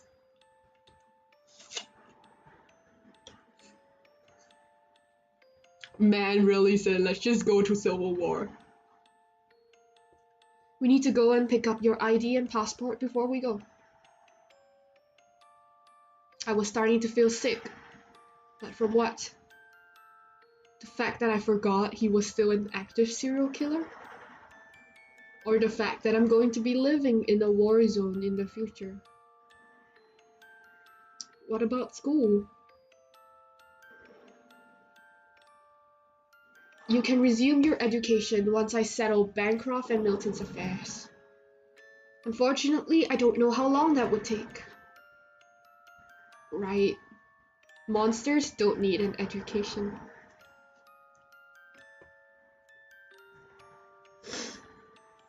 Education is only valuable when you live in a normal society. And apparently my future lies in being a monster bride in some third world country. Silence. Watch this. He took out something from his pocket. A golden chocolate wrapper. After smoothing out the edges on the table, his fingers quickly folded and twisted it into a crane. It looked incredibly tiny in his large hands. He can fold paper cranes for you.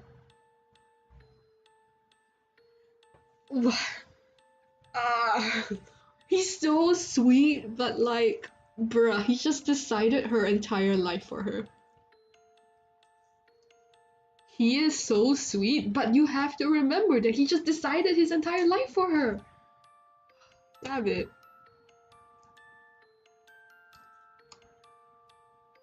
Silence. He really isn't playing fair. I placed the crane on the table and reached my arms out toward him. Why does this say arms with an S? Didn't he eat one of her arms? Didn't he eat one of her arms? What the hell?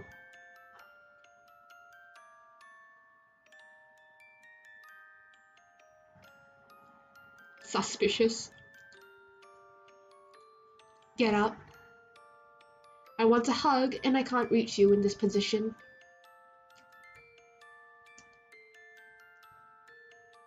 Oh, he smiled. Camille, oh my god, what the fuck? What the fuck, what the fuck, what the fuck, what the fuck? What the fuck? Please, this is the BPA scene.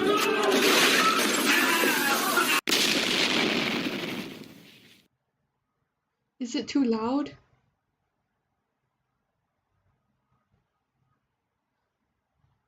What the fuck? What the fuck? So much happened that my mind temporarily stopped processing. People had barged in the room. Based on how they acted, they were probably the police.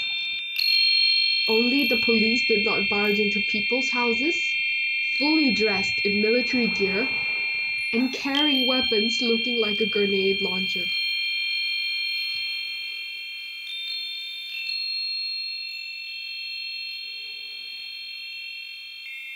Something's going on. Based on the fact that I am now in a heap of rubble, they fired it.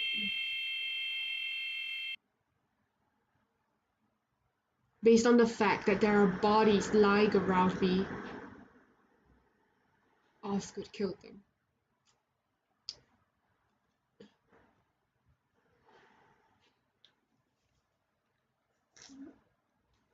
The police came.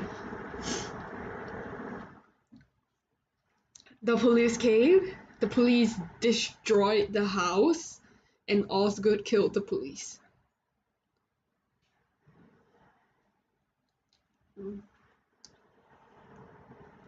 I stared at the large ribcage covering my body like a small bony tent, blocking the large rubble that occasionally fell from the half-intact ceiling.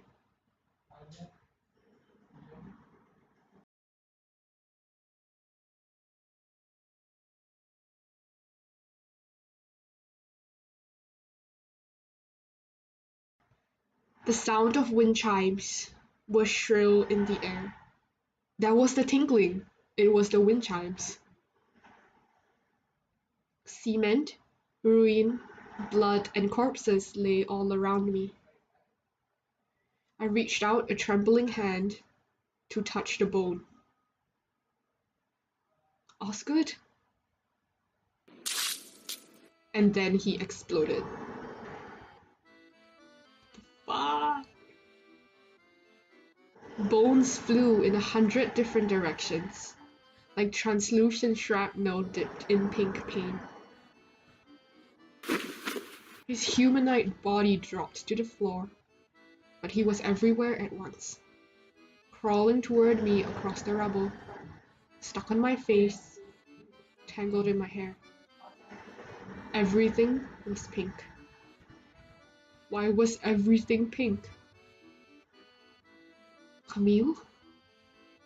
Why are you so far away? I scrambled over with both hands and feet to cradle him in my arms.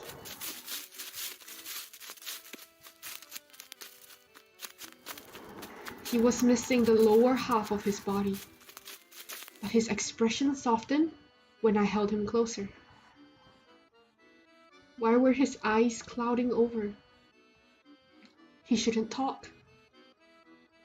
Pink was dripping out of his mouth like a leaking car, seconds away from bursting into flames.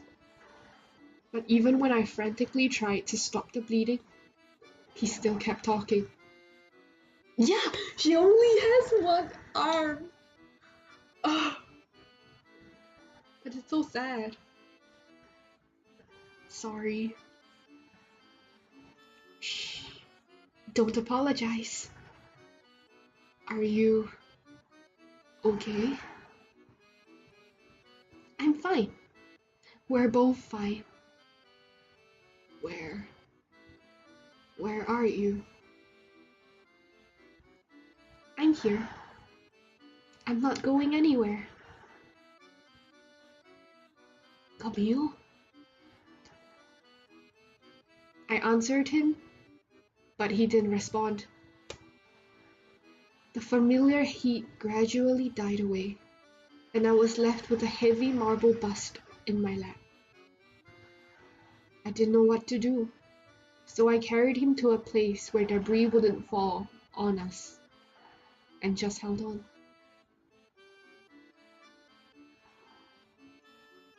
Oh my god.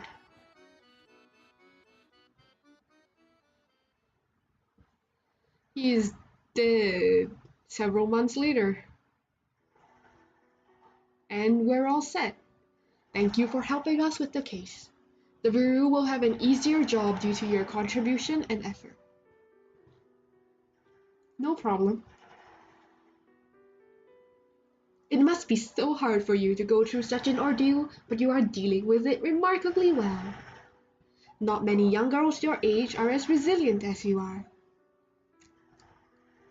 His tone strove to convey the right degree of kindness, but was stretched thin in real empathy. I plaster a smile on my face and hope that it will shut him up. Thank you.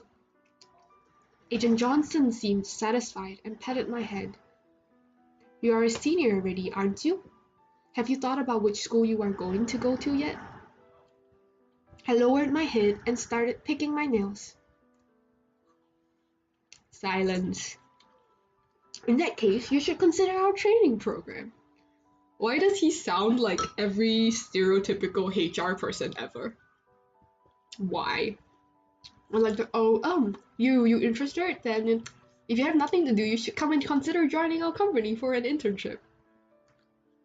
HR person Johnson.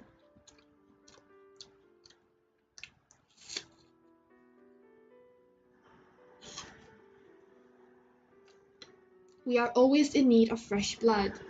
And with your record of surviving cohabitation with a Wendigo for more than 2 months, you would be perfect for the program. So it's confirmed. It's confirmed. Osgood was a Wendigo. Damn. Let me get you a pamphlet. With that, he left the room. As soon as I hear his footsteps fade away, I flipped open the cream-colored folder that was on the desk. A Wendigo is I believe in Until Dawn, it was basically what a human who eats human flesh turns into a Wendigo. That is the lore according to the game Until Dawn.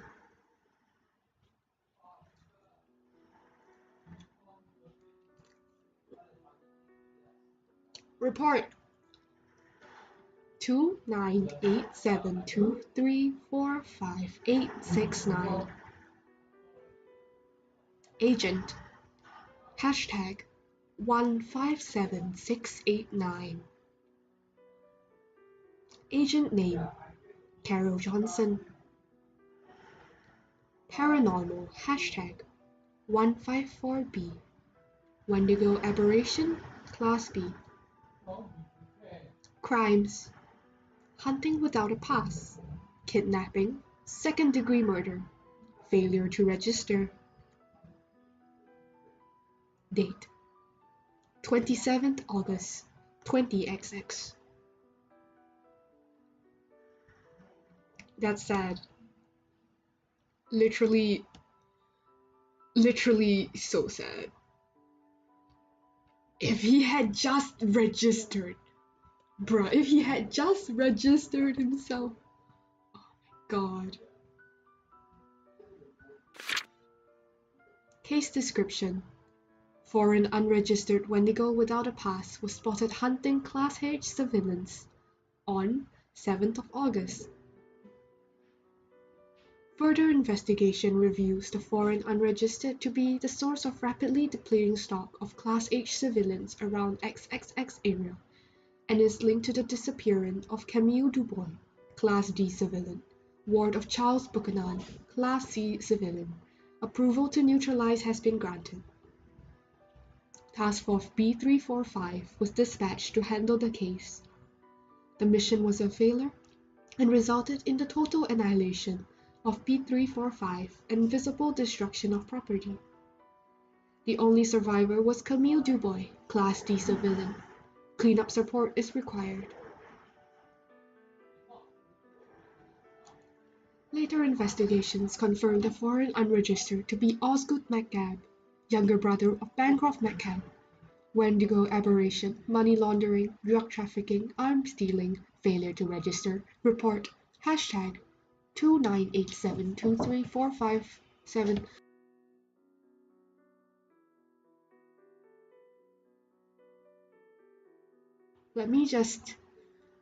We will finish this ending and then we will call it a day for lunch.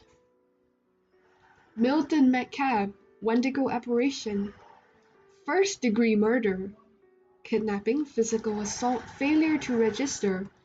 This entire family is pegged for crimes. This entire family has been pegged for crimes. Camille Dubois is missing her left hand and forearm, shows early sign of muscle atrophy, but is otherwise healthy. While she initially refused to surrender the remains of Osgood McCabe, she was cooperative with questioning, and her mental evaluation results are within normal range.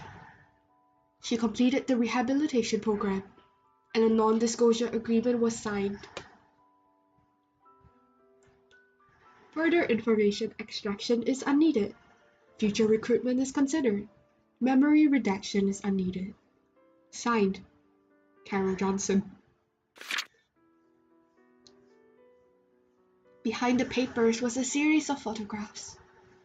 It took me a while to realize that the girl hugging the pink-stained corpse was me.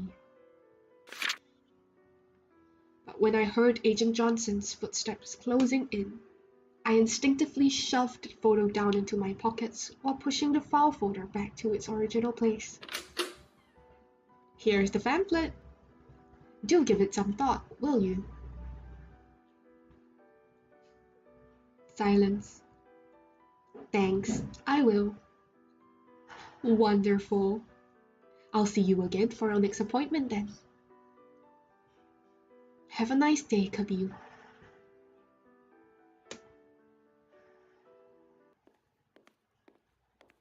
As I was finding my way out, I passed by the patient ward. Humans who survived close encounters with monsters were usually treated there first. During my time there, I had to share a room with a girl who had half of her face torn off and replaced with writhing plants. Fuck, that sounds scary. Imagine having half your face like just torn off. Her whimpers and the sound of leaves grinding against each other bothered me. And I was glad that I only spent 3 days there before being discharged for questioning. I know I should feel sympathy for the poor girl, but I felt nothing. As I passed by the glass doors of the patient rooms, a cursory glance into one of them stopped me in my tracks. Is that Ivy? The next thing I knew, I was already in the room. Ivy did not notice me and continued to stare at the desk. There was a stack of paper and some colored pencils scattered around. Several crumpled pieces of paper lay in the wastebasket. Normally, I would have launched into a small stream of small talk to diffuse the heaviness of the situation. This time, I remained silent and we stared into oblivion together. After an undefined amount of time, she finally spoke. I'm sorry for being like this. I'm just... She trailed off. It's fine. I'm just glad you're alive. So Ivy suffered a monster attack too? Do you need some space? No, it's fine. I'm glad you're okay too. In the end, I couldn't do anything. I couldn't fix anything. Her entire body shook as she rocked back and forth. I had never seen Ivy like this before. Usually I was the one crying, and she was the one comforting me. I reached over to put an arm around her, feeling her body tremble against mine as she cursed herself, over and over again, for not being able to fix things. There's a chance that it was like Ivy's boyfriend who was the monster. There's a chance. Because she's only close to her boyfriend as far as we know.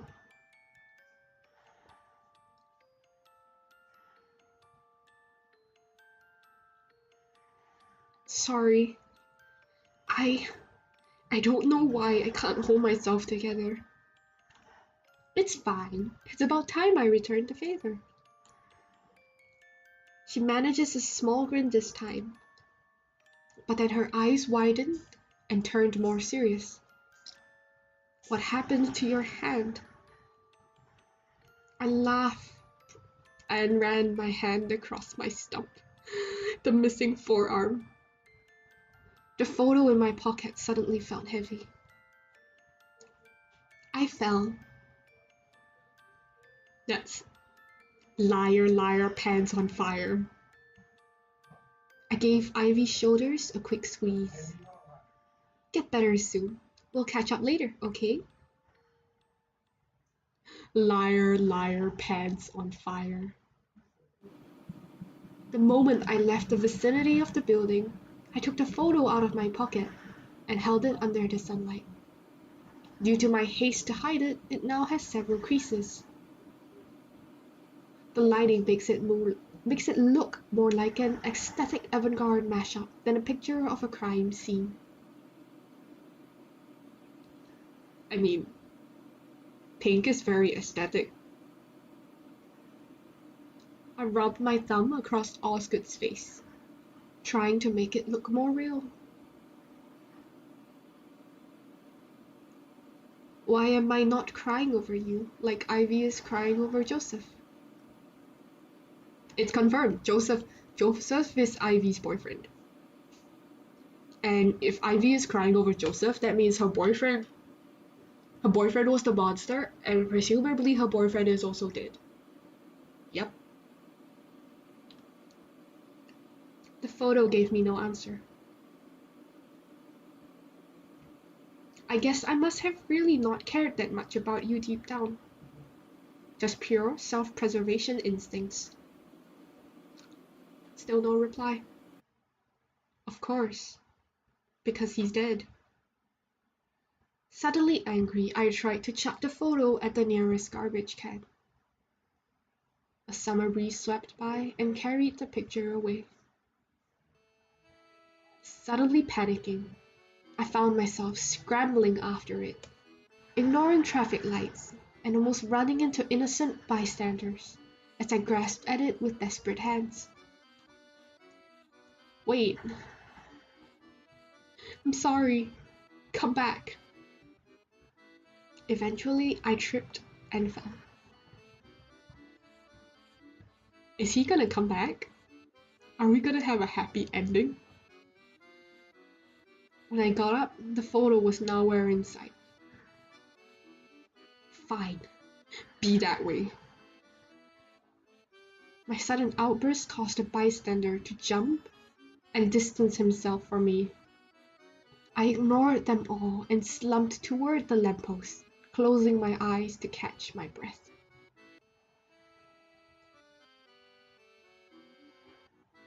I truly am a fool. Camille? I whipped around to find a familiar-looking, timid girl looking at me as if I might bite her. It was the girl who handed me Osgood's chemistry notebook all those days ago. Hi, Camille. Fancy seeing you here. Helpful classmate. She cleared her throat and handed something to me. You were looking for this, right? It was the photo. In addition to being creased, it now had a footprint on it as well. Helpful classmate is the classmate that they give Camille Osgood's notebook, and that is the reason why Camille went to Osgood's house to like return the book to him and try to get a reason as to why he didn't show up for the date, and in the end she gets kidnapped. So yeah, helpful classmate is the fault, the reason why. An unidentifiable stain covered part of my hair. Osgood's nose was crumpled, but it was still there and in one piece. Haha.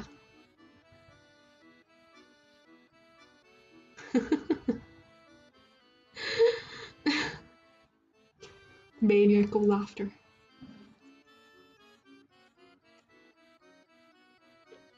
Ah, what a joke. So why am I crying?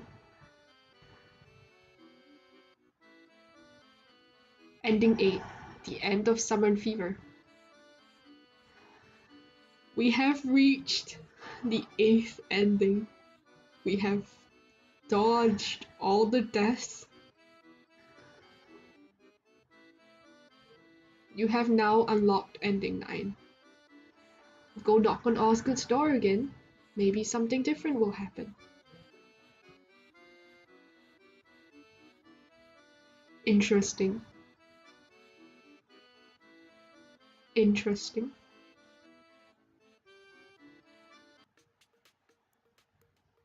And we are back at the starting screen. I think perhaps we will do ending 9 as a bonus next time. But for now, I think this is the end of ITYH. I I think that is the so-called happiest ending we could have gotten. It really isn't, it's not happy at all actually. But yes, I will be going for lunch now, and you should too.